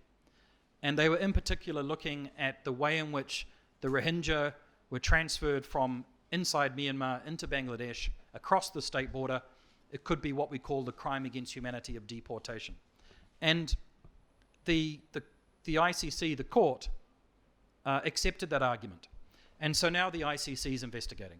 But they're only able to focus on those crimes where there's that cross-border element. There are challenges ahead because these investigations take a long time. I've worked for 2 international criminal tribunals myself. They're complex, and this is a particularly complex case because the ICC doesn't have access to the country of origin. There's a tremendous amount of evidence. COVID happened. And if eventually an arrest warrant is issued, then the real challenge is at that point always going to be executing that arrest warrant, as it is all over the world for other situations. You may indict somebody for crimes, but then the world has to come together to ferry that person to The Hague, to the International Criminal Court. The other mandate, moving quickly through them, that is, I think, critical in many ways now, as we've seen it evolve, because it sits at the centre, is what's called the Independent Investigative Mechanism for Myanmar, the IIM. This was created around the same time that the ICC received its go-ahead. And I think it was in September 2018. And its mandate is to investigate violations, or the most serious violations in Myanmar since 2011. So it's an ongoing criminal investigation, meaning it's still going meaning it's looking at everything that happened since 2011, 2016, 2017, but also what's happening with the coup at the moment. It's a team of about 60 staff sitting in Geneva, which isn't ideal, but like the ICC, it's traveling frequently to Bangladesh, to the region, gathering evidence for use in future legal proceedings by someone. It's not a court, it's an investigative body that is gathering evidence, and that evidence will be used later by the ICC or by another court somewhere in the world who decides that it will prosecute cases concerning Myanmar. And it's already made a statement saying, for example, that even just the violence that we witnessed around the coup recently, they think suggests that they could amount to crimes against humanity of torture, deportation, forcible transfer, murder, rape, other forms of sexual violence. Gives as an idea of what they are thinking that they are investigating. They're also looking at war crimes, and interestingly, they announced just a few days ago, they're also looking at the recent death penalty cases, the executions that tragically took place in Myanmar as possible crimes of murder committed by the state, given the lack of fair trial guarantees and the lack of transparency of those processes. To give you an idea of one of the challenges it's facing is that it also announced just a few days ago that it has collected and processed for potential sharing with those who are running prosecutions 3 million information items, documents, photographs, videos, geospatial imagery, witness statements, open source, 700,000 documents in the Myanmar Burmese language, estimated over 12 million pages. So they have a big job. It's one of the reasons why justice moves slowly. And I could talk about it all night, although Gwen won't let me, but there are real challenges within those challenges, because I've been there. You have Myanmar documents. In those documents, you might have 20 interpreters. Do they use exactly the same transliterated name for every village, for every name, so you can later OCR search all that information? And then one of the court cases that I'm talking about in a minute is that there's a case now being brought in Argentina, which requires that the evidence that goes on the case file in Argentina is in Spanish. Yeah. So it is a tremendous amount of challenge what these mechanisms are undertaking, but there are a lot of people working hard to surmount those challenges. Last thing I'll say about the IIM is that I was very impressed as someone who works at trying to be more progressive with these efforts, is that it put out a statement, I think it was today, it put out a public statement that said, in a very direct and unusually direct for an international institution, that said, to those who witnessed or suffered from these crimes, including the Rohingya, your experiences are critical building blocks of our evidence. We invite you to tell us what you saw. And to those who had access to inside information about plans, actions, and orders that led to the crimes, tell us what you know. Like literally a public appeal. Come to us, the IIM, and tell us what you knew, whether you were a victim or maybe you were someone inside the apparatus. Next is something called universal jurisdiction, which sounds highly technical, but what it means is that most countries, including my own country, New Zealand and Thailand, are mostly dealing with criminal cases where either it's a crime committed inside New Zealand or that it concerns a New Zealand national committing crime somewhere else. Universal jurisdiction is a concept under international law, or a principle that says that no matter where crimes were committed, certain crimes are so bad that every country has an obligation to investigate and prosecute them. Crimes against humanity, war crimes, genocide, and so on. And most states, or many states around the world, have put in place laws to allow that to happen. In November 2019, around the same time the ICC came online, and so did the IIM, a brave Rohingya human rights activist called Tun Kin, in his capacity as president of his organization, filed a complaint in Argentina seeking the court to conduct investigations, which the court is now proceeding with. Obviously, there's legal hoops that have to be jumped through and other complexities I've already referred to. But that case is ongoing, and it is already in touch with the IIMM, saying, what have you got, you know? Argentina isn't in a great place to be investigating atrocities in Myanmar, but the idea is that the IIMM is gathering this enormous archive of how many million pages of information, and will be looking at possibly sharing it with Argentina. There are other cases propping up around the world too, including a recent one in Turkey of interest. Last is the International Court of Justice, which we've heard a little bit about. And I don't want to sound too much like a law lecturer, but I have been asked to explain some of these different initiatives because they all sound a bit similar with their acronyms, and they all overlap to some extent. But all those different initiatives I've been talking until now are focused on what we call individual criminal responsibility. Criminal investigations, criminal prosecutions, and a trial at the International Criminal Court or in Argentina looks like a criminal trial anywhere in the world. On the other hand, the ICJ, which was established after the Second World War in 1945, is the highest court in the UN system, and it's not a criminal court. It exists to play two roles, one of which is to settle disputes between states. It's part of the UN post-war peace architecture. If states have an issue with each other, let's go to court and settle it based on international law. And it doesn't do its own investigations or prosecutions at all. It's not a prosecutorial body. It doesn't have an investigation team. But its decisions are binding on states that bring cases before it. And again, in around November 2019, so it was a big year, where a lot of efforts were made for justice for the Rohingya and for others, the Gambia of interest filed a case at the ICJ against Myanmar, alleging that Myanmar had violated its obligations under the Genocide Convention, and those obligations are owed to everybody all over the world, including people in Gambia. And the Gambia, they argued, therefore, they had standing to bring the case. Why did they bring the case? I've been asked to maybe touch on that.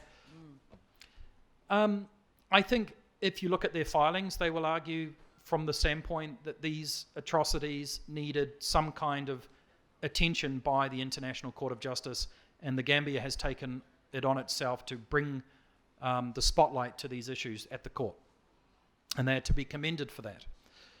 It's also because they're a member of the OIC, the group of Islamic countries, and they were, I think, particularly appalled at the treatment of the Rohingya, who are mostly Muslim, and they were actually one of the co-sponsors of the creation of the IIMM, the Independent Investigative Mechanism I talked about. And so it was a real partnership between the EU and the OIC. So the Gambia brought the case. There was also a fantastic Attorney General at the time who has worked in international criminal law. Unfortunately, he's moved on to other things. Good for him. But the case is continuing. And just recently, there have been signals that other states may join. The UK announced today they might join. The Netherlands and Canada have signalled on a number of occasions, including recently, that they also intend on joining. Interestingly, the Netherlands and Canada said they would probably focus on crimes of sexual and gender-based violence, which is also to be commended. I don't want to get into the detail of ICJ cases, but ultimately there will be a decision on the merits as to whether or not Myanmar has violated its obligations under the Genocide Convention, and then the court has the power to make certain orders, ordering Myanmar to do certain things in terms of reparations to the Rohingya if they find that a violation of the Genocide Convention has taken place, and we don't know whether they will or not yet. And that could take all kinds of different forms. We don't know. It could require financial payments to victims. It could require legislative reform along the lines of the Citizenship Act, which has blocked the Rohingya from being citizens of Myanmar. This is downriver. The whole process usually takes 5 to 6 years. I think we're now on about year 3. Now we've just moved to the merits part of the case. Myanmar has been given until April 2023 to respond to the Gambia's initial filing. So I think it will be likely that we will have a result from the International Court of Justice one way or another in the next couple of years. And let's see if those other states join as interveners. There are pros and cons to them joining, and I can also discuss that later on with those of you who are interested. So I want to conclude. Right. We're at the end of what I wanted to cover, but I want to say that I wanted to end on a positive note, because I think what I've been describing is how the international justice system has demonstrated its flexibility, its creativity, and its capacity for progressive legal thinking to look for avenues for justice for the Rohingya and other victims inside Myanmar. I think justice will take time, but I think it will arrive. One of the reasons for that is because I think there is an enormous amount of evidence now out there that cannot be denied, collected by brave Myanmar civil society groups for decades, not just international people, but Myanmar people who've been collecting evidence for decades. And also the work of the UN fact-finding mission, the UN Special Rapporteur, the Office of the High Commissioner for Human Rights, and other important organizations like Amnesty, Human Rights Watch, and the list goes on. And now we have real criminal investigations taking place by the ICC, the IIMM, and others. I always recall when I say to people that justice will arrive, but it might take time, my experience of working in the Khmer Rouge Tribunal in Cambodia. When I arrived as a New Zealand criminal barrister at the court in 2007, the court had just arrested and transported by helicopter senior leaders of the Khmer Rouge from where they were living to Phnom Penh and placed them in the court detention facility just outside my window. And they were elderly, but they were there to face accusations in a court of crimes that they allegedly committed in the 1970s. And I'm quite confident that at the height of their power, when the political winds and other winds were blowing in one direction in the 70s and the 80s, they probably felt a sense of invulnerability and impunity. And some of us sat in the court and watched them face justice. Some of them were ultimately convicted of crimes against humanity and genocide. So although the situation in Myanmar at the moment looks awful, you run out of adjectives to describe the situation in Myanmar at the moment, I'm confident that we will see justice. The last thing I want to say, though, is that international justice, is only taking place because there hasn't been justice at home. Myanmar bears the primary responsibility for investigations and prosecutions, and it hasn't done it to a credible extent. But international justice only works with state cooperation, supporting the ICC, supporting the IIMM, opening up avenues for universal jurisdiction like we see in Argentina and Turkey, and also, if and when arrest warrants are ever issued, ensuring that those arrest warrants are executed in their countries. And I'm not just calling upon countries in the global north. I think that there is a burden on countries in the global south, including in ASEAN and other countries in the region, neighbouring countries, who need to recognize that this is a regional human rights and security and humanitarian crisis affecting all of us, and other countries which have a stake in Myanmar and have had a stake in Myanmar, like Japan and China and Russia. There needs to be much more than what we're already seeing in seeking justice for the Rohingya and other victims inside Myanmar. Well, thanks, Kingsley. We will move to questions, and you're all entitled to ask questions if you can line up at the microphone. But Before we move to that, I would just like to follow up very briefly. I mean, it's a lovely vision to think of Min Aung Hlaing and his generals being scooped up by some ICC helicopter and taken over to face justice. But when you talk about seeing justice, what does that really mean when the regime who's there committing those crimes there's no way of meeting that justice out or seeing it applied. Maybe when, I guess, like Pol Pot and Khieu Sampan are sort of, these decrepit, senile old people. But if that's what you're talking about, then that's a different issue. And separately, as we're in the Foreign Correspondents Club, I think a lot of journalists here were interested in the big document dump that Reuters was able to report on the documents showing some planning and premeditation of the, I believe it was 2017 or was it 2016 military operation. So is that significant in the broader context when you're talking about 12 million documents at the IIMM? Your heart sinks that, what would be the absolute smoking gun documents? Thanks, Gwen.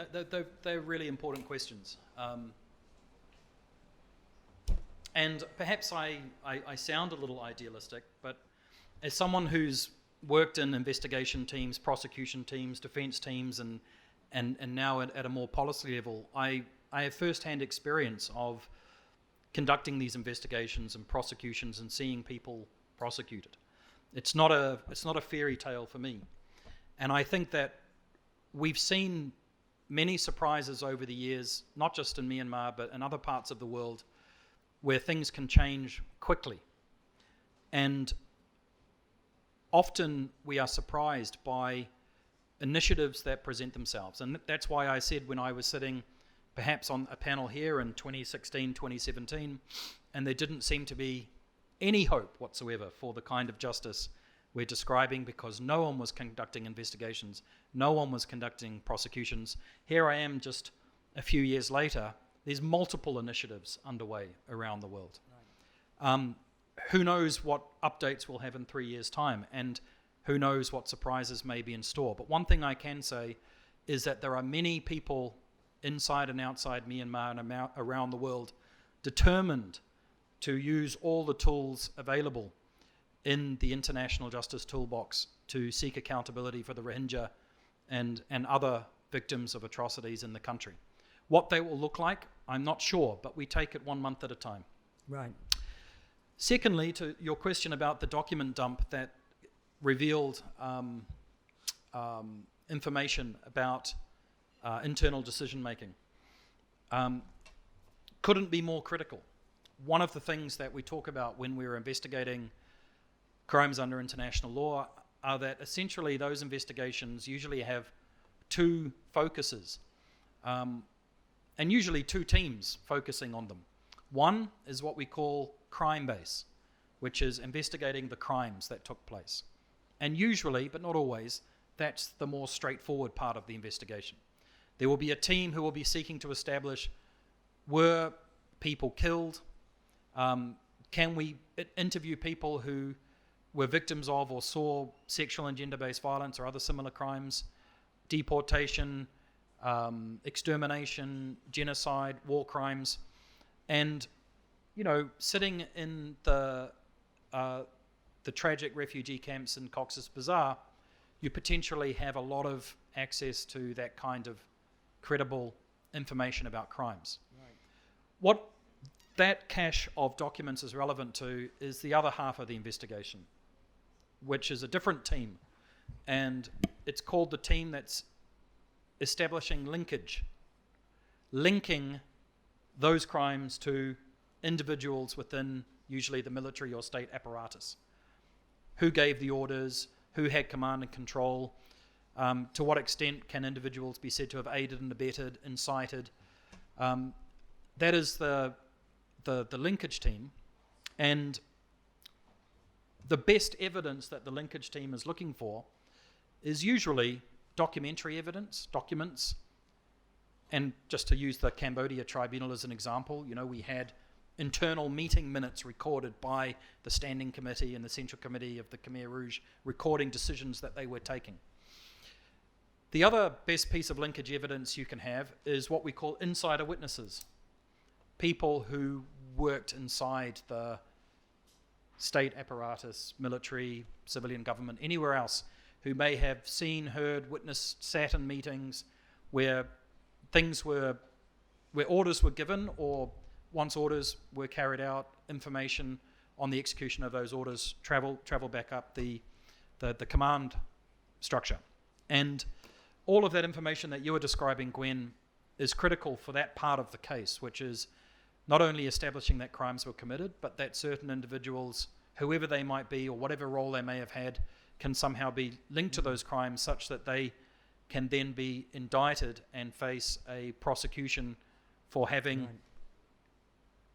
perpetrated those crimes through ordering, through command and control, through other forms of linkage.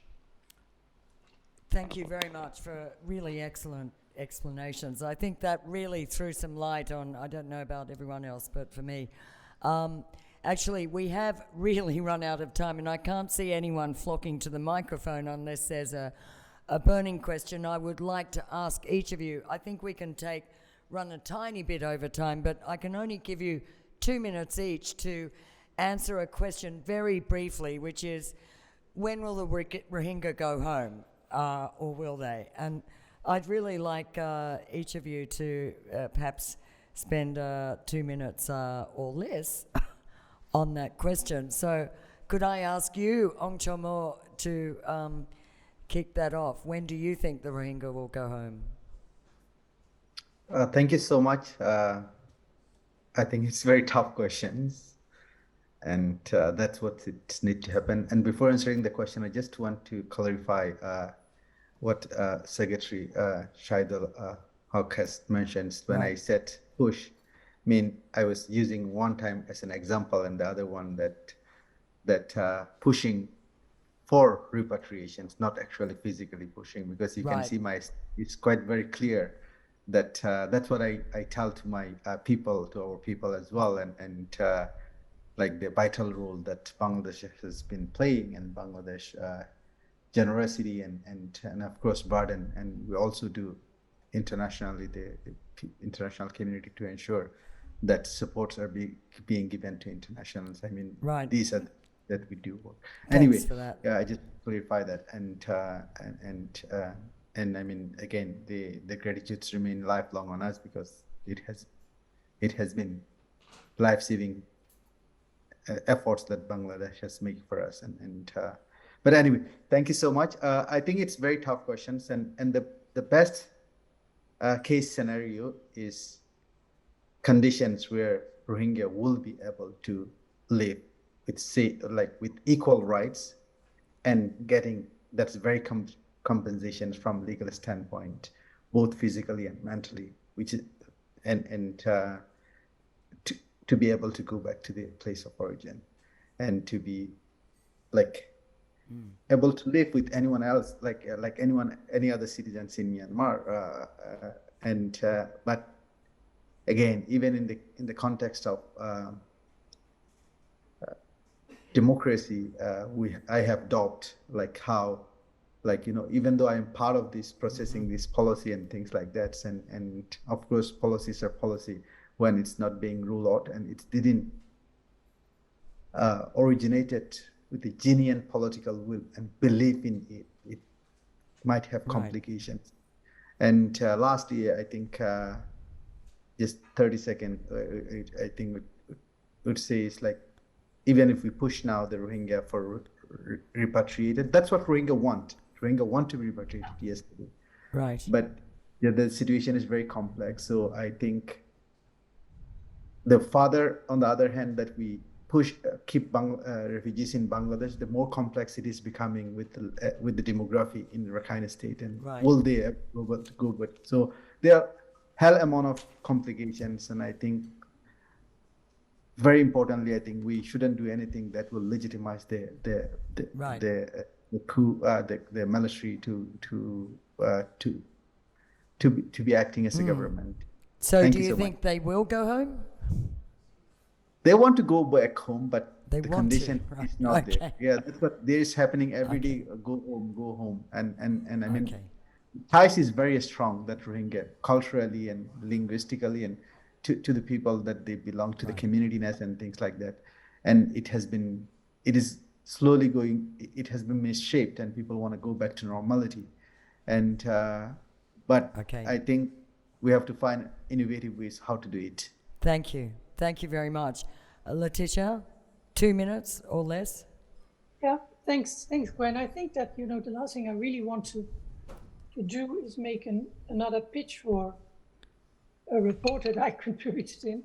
But in all of this, do not forget what is in the report, the recommendations of the Rakhine Advisory Commission. People often ask me, that report, it's now 5 years old, it's no longer relevant. And I say, well, you should take a look for yourself, because it remains highly relevant, because it's the 8 commissions that there have been on Rakhine State. Right. Ours was the 6th. None of these were really fully independent commission.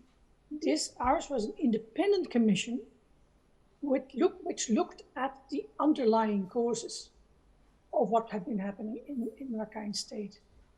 And quite often, I apart from people who have their doubts, I meet others who read it for the first time and they say, wow, it's all there. To me, it is not a 5-year-old document, it's a living document. Right. In some cases, particularly like, for example, in the issue of citizenship,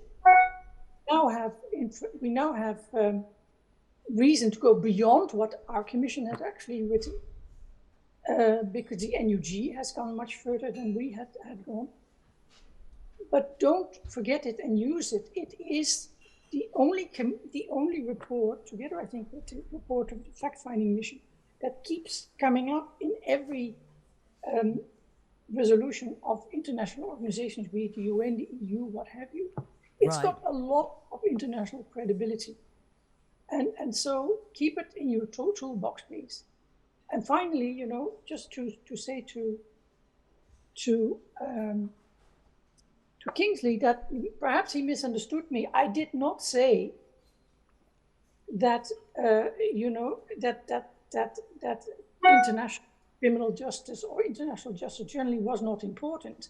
I just want it to be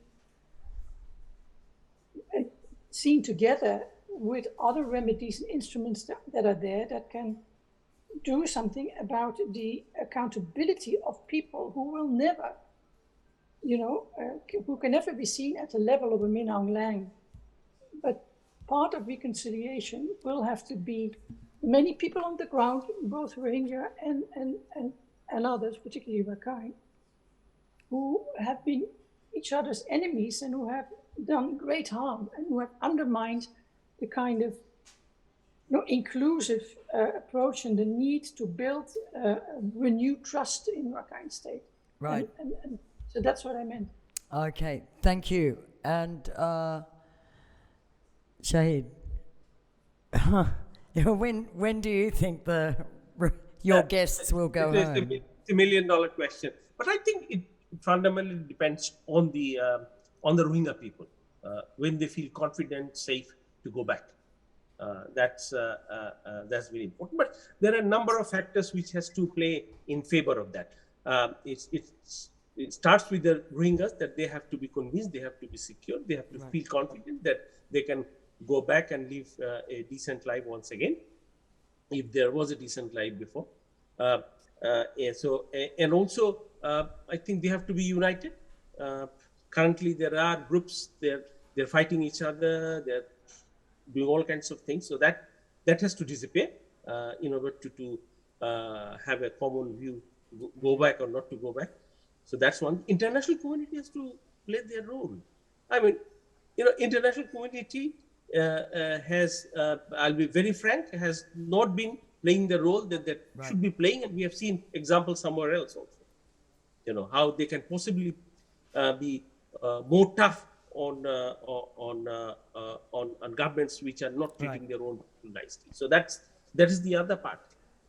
as far as Bangladesh is concerned, we will continue to host the Rohingyas because they are brothers and sisters, and we feel their pain and hope that they will help us to help them. Thank you.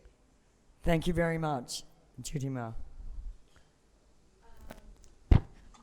I believe that everybody, not just only Rohingya, would like to go home to visit their families. But I don't think that many Rohingya who already living in Thailand, Malaysia, or other country would like to go back to Arakan for living. Because outside, this way of life is much better. They have more opportunity, more chance to do good things for taking care back to the families. A Rohingya guy who has been settled down in America, been transferred that to the third country. Now he has the passport of the American citizenship. Now he tried a way to flying back to visit his mom in Arakan, but the situation is still not safe for him.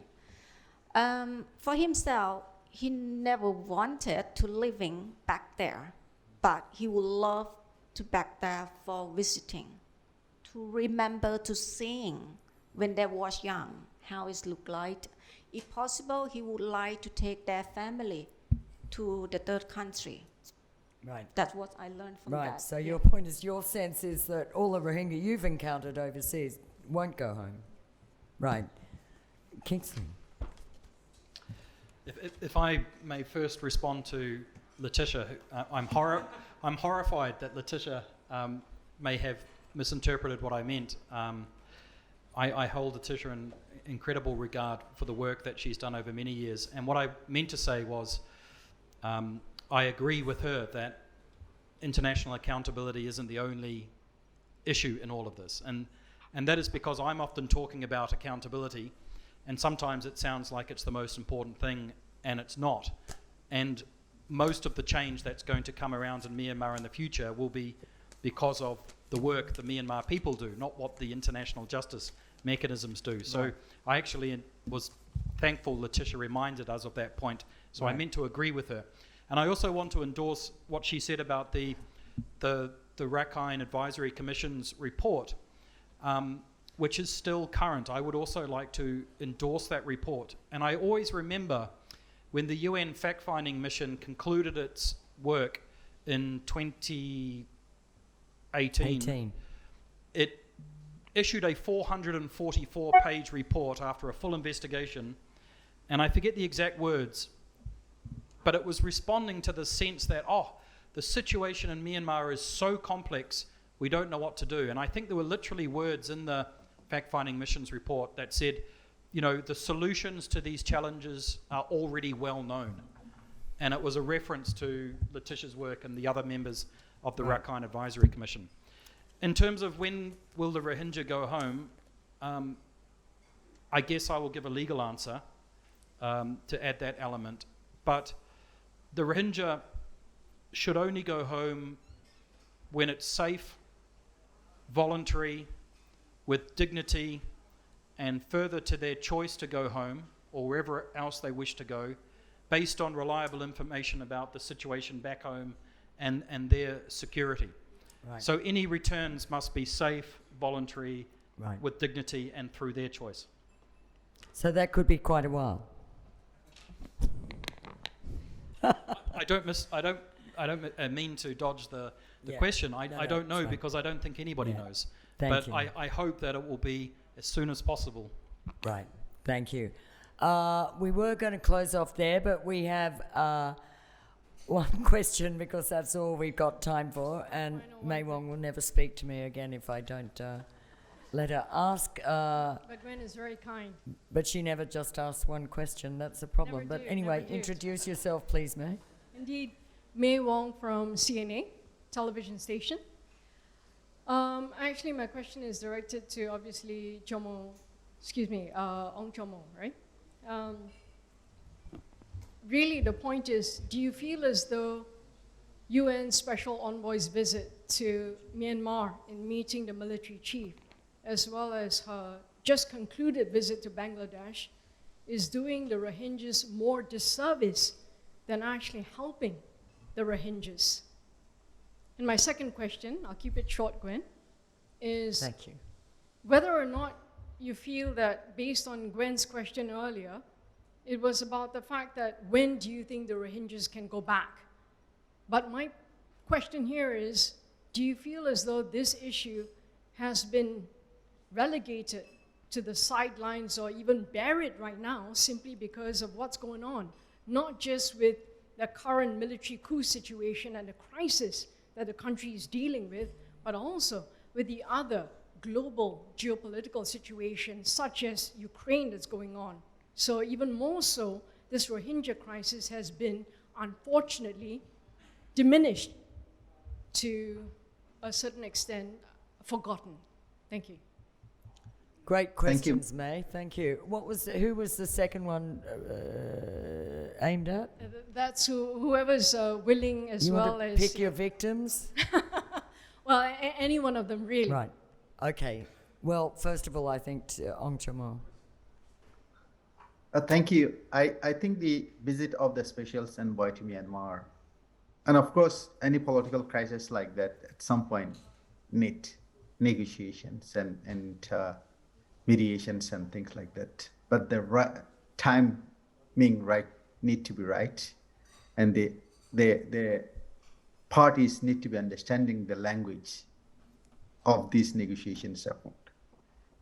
And if the timing and the ability to understand that language is not there, it's as if undermining 50 million people's lives and livelihood who are paying every day in a different way the cost of lives and livelihood, I would say.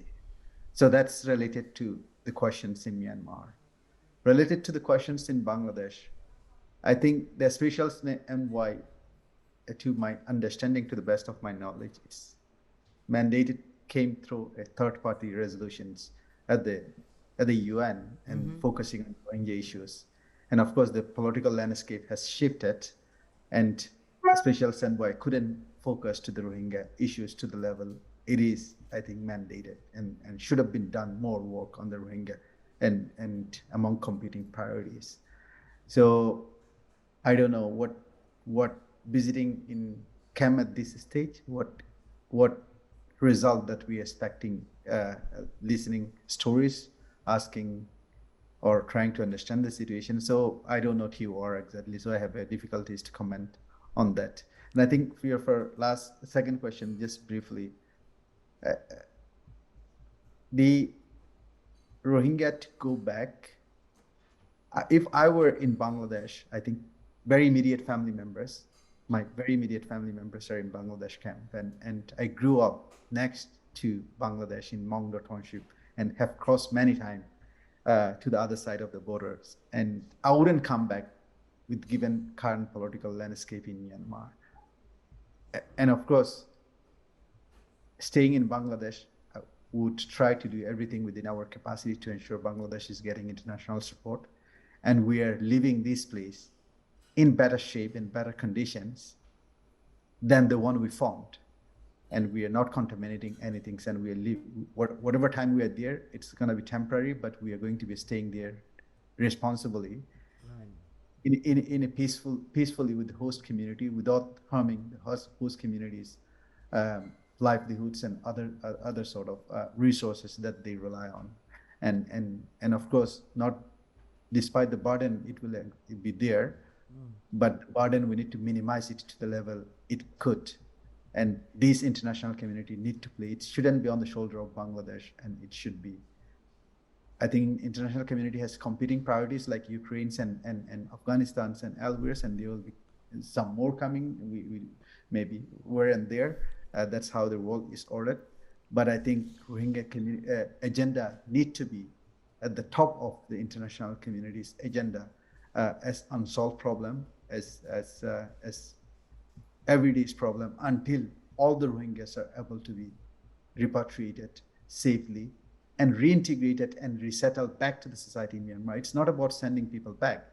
It's about building infrastructure and building markets and ensuring these people are having a life that at minimum level that they deserve to survive. So these things, because things in Burma has misshaped, is distracted, and previous government with the military together has distracted many parts of Rakhine states, and if we are going them to go back, where are they going? So Right. I think the question is just simply, if I were a Rohingya in Bangladesh, I will decide to go back when the democratic forces in power, territorial control is there is territorial control, and international community has the big playing role with international commitment, not just a policy by NUG. There need to be a firm agreement between the mandated organization as a facilitator and between the host government and the country of origin's government. Right. Thank you so much. Thank you. And the final question, no, well, we need to answer the second question. Is this on May's second question? Letitia, oh, yeah. Okay, after. The second question was about the envoy, right? Mm-hmm. Oh, May? I- Actually, I thought she'd wrap the envoy question. Well, the first question was about the envoy, but then the second question was about the fact that, you know, the Rohingya crisis will be relegated to almost forgotten. So, you To know, almost what, sorry? to almost forgotten crisis. Right. It's going to be, you know, it's not important anymore because everything else has superseded that. And so the question really is, you know, how do you think you guys will be able to address that, or do you think there could possibly, you know, be a way to kind of bring that up to the forefront once again? Thank you. Well, I think actually that Can you speak up, Letitia? We can't hear you very well. it is a wake-up call. You have to look at it as a wake-up call, and it means that we have not been doing our jobs well, whether we're diplomats or journalists or whoever, to make sure that it is understood what is happening there, and much more of that needs to be done. And we're all part of we should all share that obligation. I think that what has been happening recently, there's so many wake-up calls. There were, of course, the 4 executions of activists. There was the ruling by the ICJ that the case of the Gambia should go ahead, which made people sit up again and look and say, hey, something's moving here. And I think every day, you know, when I work on this, there are moments of happiness and encouragements, and there are moments of great frustration, but you have to look at both, and you know, go against people who say, oh, you know, it's so complex. Yes, it is. So sit down and work on it and try to understand, you know, what it is that you in your particular situation actually are able to do. It's not that difficult. It's people in Myanmar. I remember the first time I came there in the 1990s that they said, oh, you wouldn't understand this. It's so difficult. It's so complex here. And I said, well, that's for me. That's an invitation to try harder. Just on the envoy. Right. I know what it's like to be in meetings with Min Aung Hlaing. And actually tomorrow in an article that I've written for Opinion Euros, you will get a flavor of what it's like to be in a meeting with him. But it's wrong to look at individuals. I think it's high time that the UN takes this as a signal, saying, have we as UN, United Nations, in all its different components, done the right thing? Or have we had, you know, because these envoys have been in place since 1992, if I'm correct. None of them have been able to live up to the high expectations that they themselves had. But I still think that having such an instrument, you know, of course, you run the risk of being misunderstood deliberately, of being used, abused, what have you. But messages do get passed. But to me, the most important message is now to UN headquarters about the people on the 38th floor or the 36th, whatever it is. You have to become more involved. Right. Very happy to see Guterres in Ukraine and other places, but he should take a bigger share of the burden of the work that lies ahead. You know, look at Myanmar. Where is it? Between China and India and Bangladesh and Thailand, it's a black hole. It's an issue for the entire global community to take seriously. Right. And I think it ought to be presented like that much more. Thank you very much. I think that's a very appropriate way to end the evening. I'm really sorry it's 9:15. We're way over time, so I think we'll have to close it there. All right. Have you got a very short question?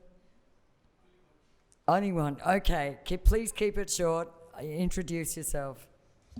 Thank you so much. I am a Rohingya. My name is Haji Ismail. I was born in Arkan. Right. 20 August 1968. At my birth certificate, right hand, the Burmese government right hand at my birth certificate, I am a full Myanmar citizen, and my ethnicity is Rohingya. So I have a special thanks to organizer of today in FCCT. In your invitation, you write in Myanmar's Rohingya. It is very special thanks from me to you. This is one. And second is, my question is from Mr. Shahidul Haq, Bangladesh. Education is very important for all human, especially for new generation and children. In Bangladesh refugee camp, why the primary school closed by Bangladesh authority? If possible, please answer me. Thank you so much. So, did you get that, Shahid? You're on mute? I think you're on mute. Oh, yeah. Can you hear me? Yes. I think you need to get more information from the camps. There are schools running, and the teachers from your own community are teaching under the supervision of the UNESCO and following the Myanmar curriculum. Thank you. Thank you very much, and thank you for your question. No, I'm sorry, we've got to finish. Okay, thank you very much, because we've run so far over time. And I'd like to thank all our speakers very much for joining us tonight. Great discussion. This video will be posted on FCCT Facebook, probably by Monday maybe. And I'd like to thank our technical maestro, Julian Haddon. Thanks very much. That was quite a complicated setup tonight. And to all of you for coming and listening, and I hope you learnt as much as I did. And really, thanks a lot, everybody. You were great. Good night. Good night. Thank you.